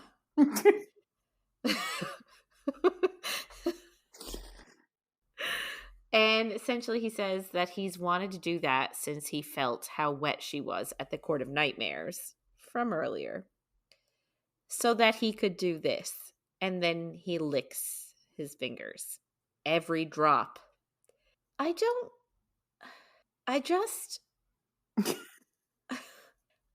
know if this is, maybe I'm just not that experienced. This has never happened to me. I just don't know how I would feel, to be honest. Yeah. Like, yeah, it's very extra. I'm also like, if you want to taste, just go down there. Like this is silly. Yeah.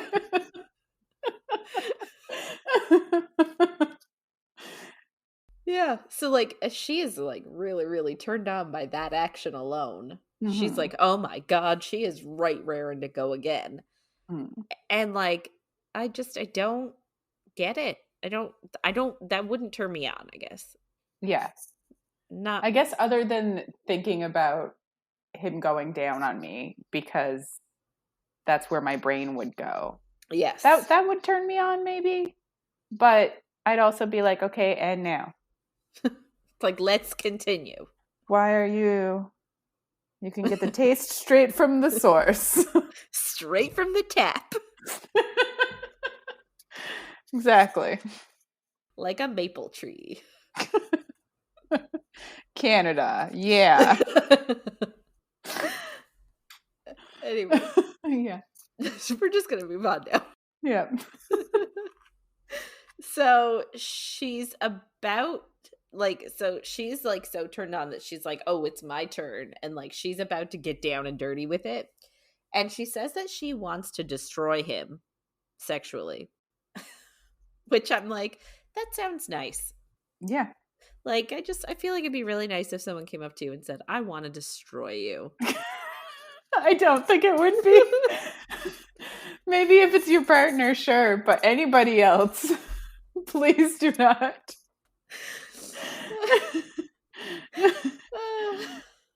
Anyway, so Yeah.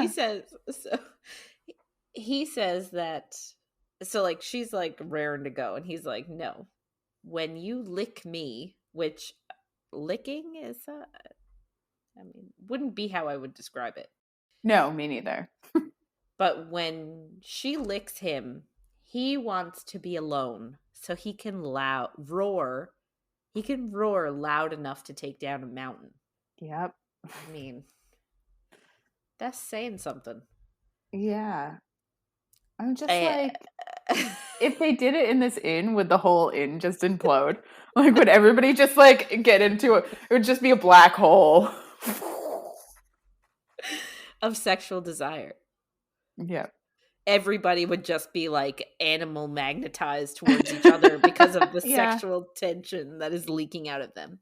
Yeah. And then he also said when he licks her, he wants her splayed on the table like his own personal feast, which is an iconic line for this book. But I'm also like, people have to eat off that table, sir. Yes. I think my biggest fear would be that the table would break under me. I mean, it's a sturdy table. It must be, yeah. So he also said that he wants to take her against a wall, but with his wings, the room is just too small. So, like, she just accepts it, and, like, all of a sudden, she's not horny anymore, and they just go to sleep. I would be so sexually frustrated. Yeah, I think she does kind of say that she is, but he, like... Yeah, he soothes her by, like, caressing her, but not to excite, but to comfort and to soothe. And I'm like... I would get excited. Yeah.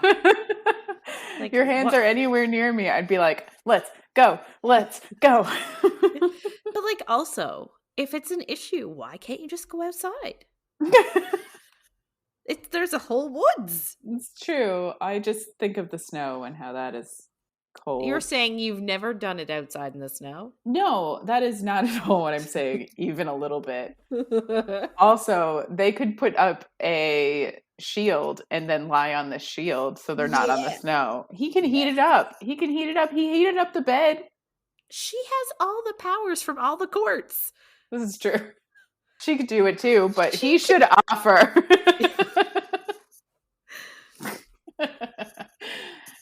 Yeah. Anyway, so they go to sleep. No more action. And Feyre wakes up feeling rested and cozy. She got like a wing as a blanket.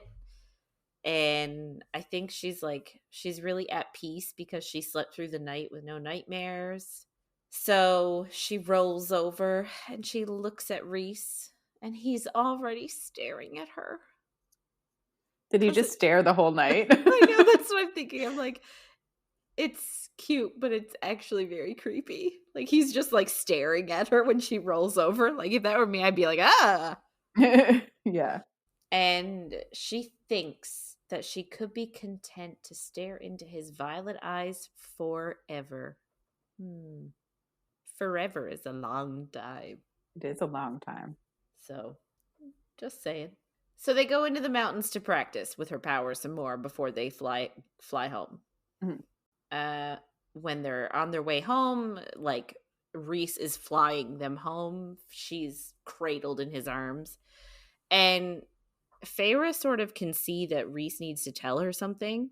So she asks him. She's like, you can tell me. And he's sort of hesitant to say anything to her. So she like looks him dead in the eyes and says, I don't walk away, not from you. I feel like she's gotten real serious from this. Like, I want to have a fun thing to all of a sudden she wants to look into his eyes forever and she's never going to walk away from him. Like, from one day to another, she's gotten real serious real fast. Yeah. And also, why say those specific words? We'll get into that later. We got a problem here. Yeah. So he's literally like mouth open about to speak when all of a sudden they're attacked. What? I know. And Rhys is hit by dozens of ash arrows coated in poison. Ugh. And they start to fall through the air. And of course, he uses the last of his power to shield Feyre and throw her to another part of the forest to protect her. What? That's what he does. He protects his woman. I mean, we all know this is where it's going. So I'm just. I just find it funny when people call people their woman, especially here. Because, like, it kills me. But anyway. Yeah. So Feyre is like shocked. And I guess we established earlier that Rhys cannot use any magic. Whoever is trying to attack them, who has done it once already, they're tracking Rhys's magic usage and showing up wherever they notice he's using magic. So yesterday, when he changed his clothes and got rid of the wings when Lucien was around, that was enough magic for the bad guys to track him. And so they found them. So she's like shocked. She's falling through the trees until she finally like snaps into it and is like, shit, and summons like this net of air to catch her. She tries to like speak to Rhys through their bond and is like, tell me where you are. Where are you? Who has you? Like, what's going on? But like, there's nothing. She says it's completely silent.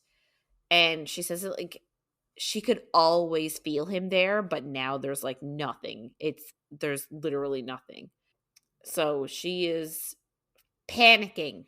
And all of a sudden she hears these like creepy creatures in the forest, and she knows that they probably shouldn't be out in this forest after dark, but they are. And this all of a sudden, like, she gets real mad. Like, real mad. Because she realizes Rhys is hurt. That they had hurt him. Mm-hmm. And she said that she was filled with an ancient rage she didn't even know she had. What does that mean? An ancient rage? What perchance does that mean? What do we think? So she climbs a tree.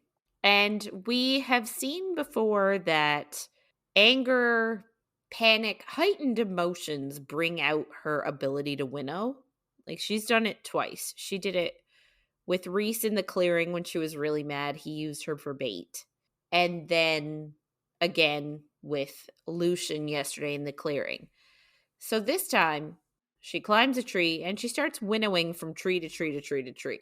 Because she doesn't feel safe, like, being on the ground around all the crazy animals. And she also shifts her eyes so that she has night vision. She's got, like, cat eyes. And I feel like that would look really... Like, do you think she just made it so that she could use night vision? Or do you think her eyes actually look like big old cat eyes in her regular Fae face? I think she probably had to shift her eyes so that they take in more light. So whatever that would look like. I just imagine that, like, does that mean your pupils would get way bigger? Isn't that what happens? Because they get really small with lots of light. So don't they get much bigger to take in more light so you can see in the dark? That's a great question. Anyway, this isn't a science lesson. We're really stuck on animal biology today. Yes. Like, Yes, we are. anyway. So she's like bopping around trees and she finally finds a trail of arrows that leads to where he went down. And she keeps all the arrows because remember from yesterday, she actually does have her bow. So she keeps Mhm. these arrows and she's like, oh, I'm going to use those later. She smells him, like she catches a whiff and follows the smell. She's like a hound dog. And she says she knows she can find that scent anywhere, which again, I'm like, come on, wake Yeah. up, Feyre. This is obvious. So she's thinking of how many arrows he took and how hurt he must be. And then she's like, if he is dead when she finds him, she would track down and kill every last person that took him from her. Again, I just feel like there's an obvious message, and I feel like Feyre's not getting the message. Not yet. So I don't know how she figures it out, but she says there's a team of like 24 people that she tracks. I'm assuming she can tell from all the tracks and stuff until it splits in two and she has to decide like which path to follow. And she says that like both paths smell like Rhys, but because he didn't take a bath that morning, one of the paths also has her scent on it because of what her and Rhys did last night. So essentially, she's smelling for herself. Yep. So, do you think that this means that, like, if you don't bathe, all the Fae can smell when you have sex because they can smell other people on you? I guess so. Like, I just feel like there's no secrets. Yeah. But like, They can smell when you're on your period. They can smell when you're aroused. They can smell when you've had sex. Like, it, yeah. Also, something that happens in a later book is like one of the characters has sex with multiple men in a night. I'm pretty sure. But like separately mm-hmm. with different men. So Yes. they could smell the other man, And I'm still has, assuming. yeah. So like, I don't need nobody knowing that. No. Nope. Wild. Yeah. So she takes the path that smells a bit like her and she finds a cave and she hears whipping inside. And she just absolutely loses her ever loving mind. Yep. She ties two arrows like back to back so that there's like the pointy end of the arrow. There's one on each end, essentially making like a double-sided dagger almost. Mm-hmm. And I think she does that with a couple of them. And all of a sudden she winnows into the cave. There's a couple of guards at the entrance to the cave, but she sort of winnows past them so that they don't know she's there. And she finds Rhys in this cavern strung up with this strange blue metal cuffs, Mm-hmm. and his back is exposed and there's 7 ash arrows left in his wings. And her words, not mine, she detonated. I guess seeing him strung up in a way to indicate he is being whipped Mm-hmm. is more than she can take. And she winnows to the 2 guards holding the whips and slashes both of their throats. And I guess there's like there's I would say a dozen guards total, Mm-hmm. and she just keeps going around like winnow, strike, winnow, strike, winnow, strike, and like more of them are coming into the room, and she just continues to do that exact same thing, and she just butchers all of them. Yeah. And like she only just learned how to winnow yesterday. Yeah, this is what I don't understand though. Like, these guys were sent to capture the High Lord of Night, the most powerful High Lord ever Mm-hmm. to have been. Wouldn't they have sent like a ringer, a specialist, like Yeah. someone in charge? You'd think, yeah. but that would make sense. Oh, okay. Good. But, they're all just low-level sentries, and she just butchers all of them, and she's like, yes, their blood is on my hands, and I love it. Like, she is loving it. I guess maybe like the higher up person is like, okay, he's contained. I'll go tell somebody. And then she shows up while he's gone to tell. Maybe. Maybe. So she undoes the chains after she's killed all of them and is like, yes, you deserve to die. So she undoes the chains and he gains consciousness enough to talk. But she tells him that they need to winnow home, but he obviously can't. He's super weak because he's had 1,000,000 ash arrows put into his body. Mm-hmm. So she manages to winnow him to a nearby cave. But because, again, like you said, she only basically learned how to winnow yesterday, like, she can't winnow very far. Like, she Mm-hmm. can't winnow all the way back to town yet, where Moore and Castian are. And she finds that, like, taking a person with him is like wading through mud. So, like, it's Yeah. a whole lot extra effort. So she definitely can't go far. Yeah. So I guess as a solution, they go to a nearby cave that she sort of scouted out earlier as she was searching for him. Like, she found this cave and it looked to be like empty and dry um and like animal free. And then she takes the arrows that are lodged into his wings out. But like, she has to do that thing where she cuts them in half and removes each side. Mm-hmm. Because obviously you can't pull like the little taily thing or the pointy end through wings. It would just make a bigger hole. Yeah. We've all done it with arrows and wings. Sighing. Yeah. Yeah. So, yeah. So I guess that's the struggle. She has to like cut them in half, and that's painful. So she tells him a story to distract him. And the story is that when she was 17, so not that long ago, um, It's true. like 3 years ago, um, they had enough extra money left over to buy some paint. Mm-hmm. Just little crocks of red, yellow, and blue. And with those little crocks of paint, she painted little decorations all over the cottage they were living in. And they had an old dresser in their room. And each girl had one drawer. And Feyre painted flowers on Elaine's drawer, flames on Nesta's drawer, and for her own drawer, she painted the night sky. And she said that maybe like she went through everything in her life looking for the night court, and like maybe everything happened because she was looking for them. Mm-hmm. And so she finishes pulling out all the arrows, and right before Rhys passes out, he says that he was looking for her too. Aww. Oh. So they spend the night curled up together, but the next morning, Rhys is still unconscious and he has a fever. So, apparently, like we said earlier, she knew there was poison on the arrows, but she doesn't know what type of poison it is. Mm-hmm. And so, like, she notices that he's not really healing because of the poison. So she's super stressed because he's not waking up. So, like, obviously, she can't drag him home. He has to gain strength in some way. Mm-hmm.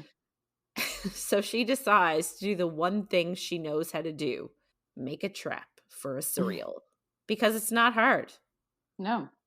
Super easy. It is. And apparently she's only waiting in a clearing for a couple of hours and she catches one. Because again, they're busybody gossips and they just want to chat. They just want tea and a chat. That's fair. And of course, it wants to gossip. Like, the very first thing it says to her is, "Oh, Feyre, like, what interesting changes a year has wrought on you." And it's like, really? That's what you want to talk about right now? Right? But and then it's like, "Oh, you can ask me 2 questions." And I love that because I don't think it normally gives 2 questions. I No. think normally it's a one and done sort of scenario. But again, the cereal, he likes Feyre. And, Yeah. like, here's my thing. Is this the same cereal? Like, I think so. is it always the same one? I think so. So then what's it doing always around Feyre? Maybe it's on purpose. Maybe. Like, my other thought would be that there's, like, all the cereals have, like, a collective Tease mind. together and just gossip together so that they all know. Who caught you today? Oh, this person. You'll never guess what's happening over there. Yeah. No, I was thinking they all have, like, a collective mind so that, Yeah. like, if one of them knows something, all of a sudden they all know it. Yeah. I All just the kind of assumed that there weren't many, No, I but don't think that there are this many. one is always around Feyre. It's following her around. Yeah. She has cute cloaks. I'll follow her around, see if she needs me again. Yeah. Anyway, so it lets her ask 2 questions. So her first question, I'll say, her questions aren't great. She asks, "What is the poison used on the arrows?" It's bloodbane. I mean, like, for me, it doesn't matter what the poison is. Like, why does she need to know what the poison is? Just Yeah. ask how to cure him. Yeah. Like, how can I fix him? Maybe she has some poison ideas, but it just seems kind of dumb. I'm like, why are Like, you why are asking you this? Yeah, it seems like a waste of a question. Yeah. And then she asks, where can she find a cure? And obviously, this was not a well formulated question because the response is in the forest. Yeah. You think she'd be better at this. You would think. And then she tells the cereal not to be cryptic and just tell her what the cure is. And I'm like, that's like asking the sun not to shine. I feel like Yeah. that's like the cereal's main job is to be cryptic. Yeah. But it listens to her and it tells her. So that's her third question. And it says, oh, her blood. He essentially tells her that her blood is the cure due to the High Lord of Dawn's gift. So the High Lord of Dawn can heal, so her blood is the cure. Then she asks, how much blood? So that's 4 questions now. So again, like, I just don't see how cereals are in any way, shape, or form bad. No, I think that this one just loves her. Yeah. Anyway, apparently she only has to give him a few mouthfuls. And so she lets it go. And before it goes, it gives her even more advice. And it says, to speed her mate's healing, there's a pink flower that grows by the river. He has to chew it.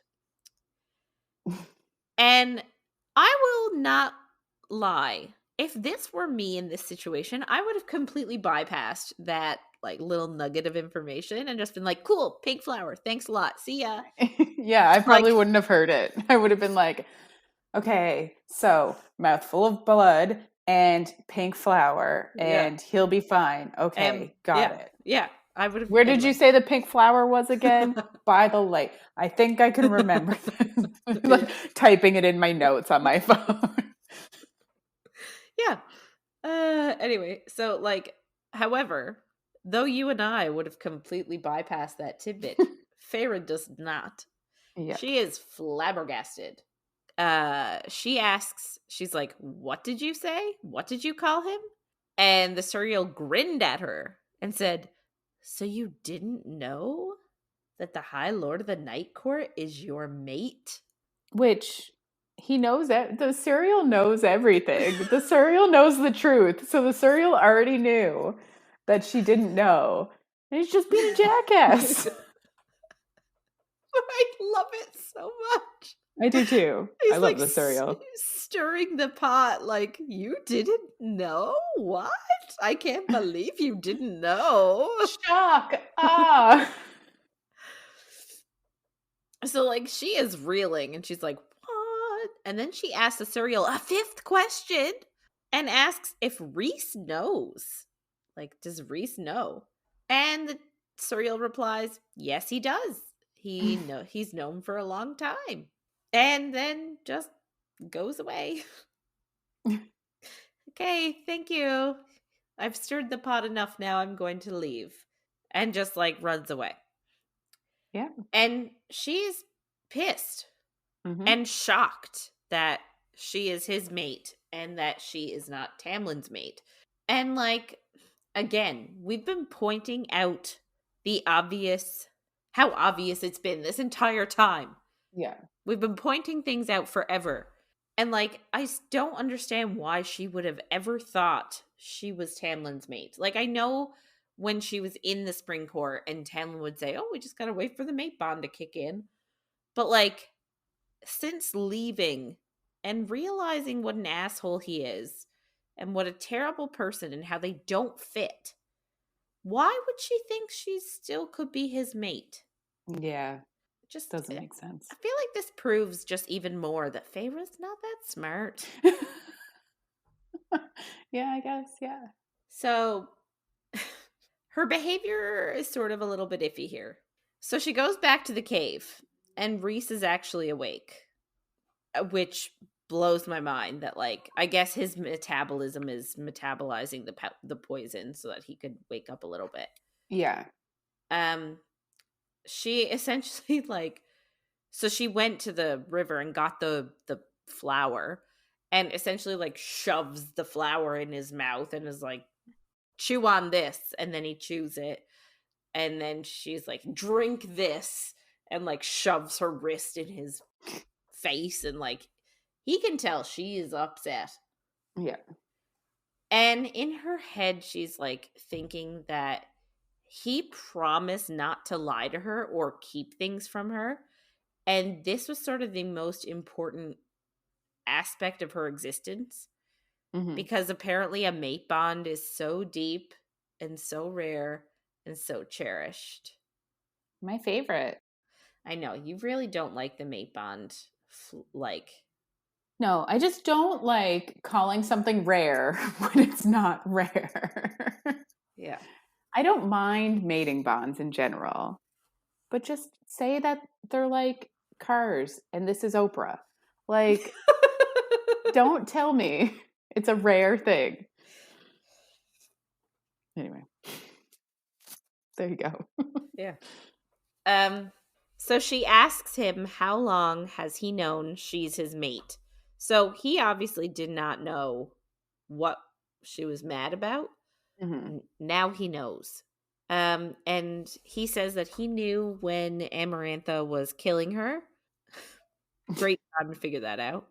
Yeah, that had to be so shitty. And then he felt it snap into place after she was made, and they met under the mountain before he left. And because remember, at the end of the last book, he sort of like took a sniff and was like, "Oh," all panicked, and was like, "I gotta go." Yeah. And we were all like, "Oh, I guess she's a bit smelly." No, that's not it. It was the mating bond the whole time. Wild. I know. Um, so then she asks, why didn't he tell her? And he essentially said she was in love with Tamlin, so it didn't seem right. And I don't disagree. No, me neither. And then he said that like she was enduring all of this like PTSD and all of this pain, and he didn't want to add anything to it, especially after she left Tamlin. Hmm. And then on top of all that, she told him she wanted a distraction and she wanted something fun. Yeah. And he just said he didn't want to saddle her with the knowledge of being mated to someone like him, like a mess. Yeah. I don't Which it, I don't think that's appropriate. Like, I could see the other two reasons. That third reason's wishy-washy to me. yeah. I'm also like he's very old. Like he should have more confidence in himself as a person than this. I'm just like, I get that people are ever evolving and have issues, but I just I don't I don't know. yeah. Although I feel like a lot of that is probably the fact that he was sexually abused for 50 years. Yes. Yeah. Obviously that's gonna put a dent in it all. Mhm. But I'm like, I get what he's saying, but at a certain point, it all becomes excuses. Like he should have told her before now. Yeah. But like, I agree with you, but at the same time, I sort of see why he didn't. Oh, I do too, but it's always the case that she's gonna find out some other Yeah. way. So Yeah. I guess, like, the issue is that, like, I don't know, can you imagine if somebody, like, actively doesn't like you and then they're just starting to warm up to you and you all of a sudden have to tell them, "Oh, by the way, you're my mate." Like, if that's not a way to scare someone away, then what is? yeah. But then also you were about to tell them and then you were shot down and while you were passed out, they find out on their own. Like Yeah. how shitty is that? Mm, It's very shitty timing. yeah, it is. But yeah, I get why she's mad, but I also get why he didn't tell her. There's just no good thing here. Anyway, so he's been going crazy wanting to tell her. Or he said, like, he's going to, potentially be really pathetic and take whatever pieces of her she offered and be happy with it. But, like, Farah's so mad. She doesn't want to hear any of it. She doesn't want to hear his excuses or his reasons or anything. All she thinks in her head at this moment is that he decided what was best for her and he kept her in the dark. Hmm. And she asked if, like, if the others knew. Moore and Amryn also know. Yeah. So, like, I'd be pissed about that. yeah.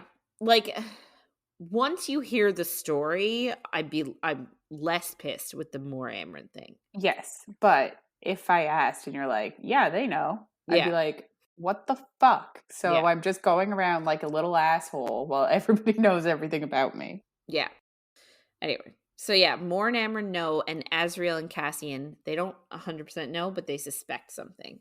And she is just like being very stubborn and not willing to listen to anything at this point. She just demands that he winnow her back to the Illyrian camp. And he does, because apparently he's feeling well enough to do it at this point. It's got that magic blood. Yeah. So when they get back to camp, she essentially like leaves him in the mud. Like they land hard and he like collapses and she just walks away. And Feyre just goes right up to Moore outside the house and says, "Take me somewhere far away and private." Mhm. And I just find that she's being a bit of a dick. Like, he is injured, Yeah.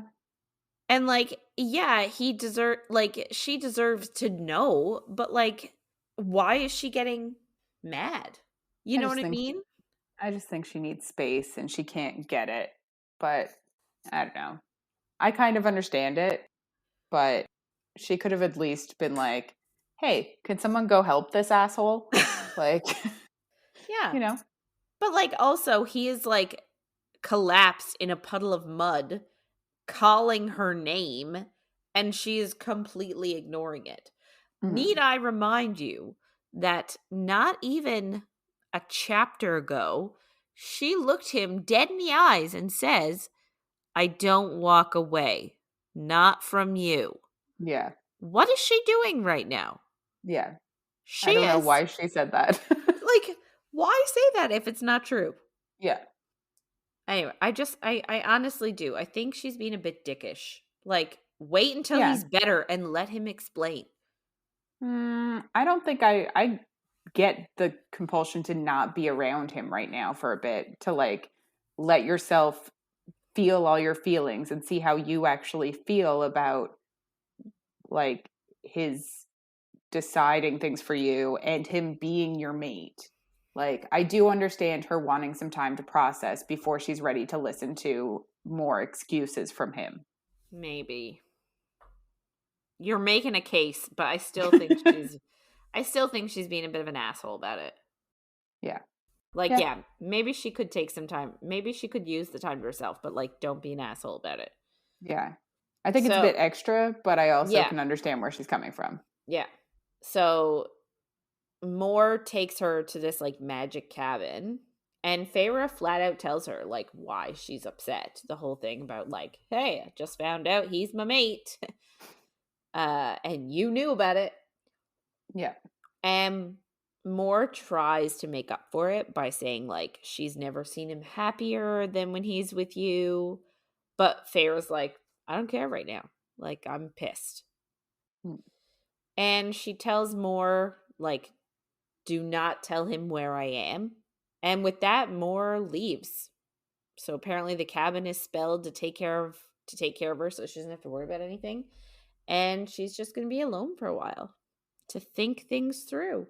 So, yeah, she's going to be alone. Yep. And it's fine. She's okay with it. Yeah. So, yeah, I guess it was a spicy week. You know, we're getting some apex at the thighs, some drippy fingers. Jesus Christ. Yeah, we got that on 2 occasions apparently, because the Court of Nightmare scene too. Yeah. So it was a spicy week. Next week we're gonna have chapter 55, which is gonna be like the super duper spicy week. It's true. Uh, And well, next week is the end. I know. Wild. I'm so sad. I just want to Sorry, be. dude. I just want to be in this book forever. Yeah, But that's not how books work. it's not. Although this one is fucking long episodes, so Yeah. sorry if you're listening and it feels like it's never going to end. But good news if that's how you feel, because that wraps it up for this week. If you want to get in touch with us and share your thoughts on anything you heard in our episodes or have any book suggestions, you can email us at coffeeandcoread@gmail.com. And be sure to check us out on Twitter, Facebook, and Instagram at Coffee and Co-Read. So next week we will be starting with chapter 52 of ACOMAF and reading all the way to the end. So make sure you follow along. And if you're enjoying our little chats, don't forget to follow, rate, and review wherever you find content. Thanks for listening, everybody, and we'll see you on the next page.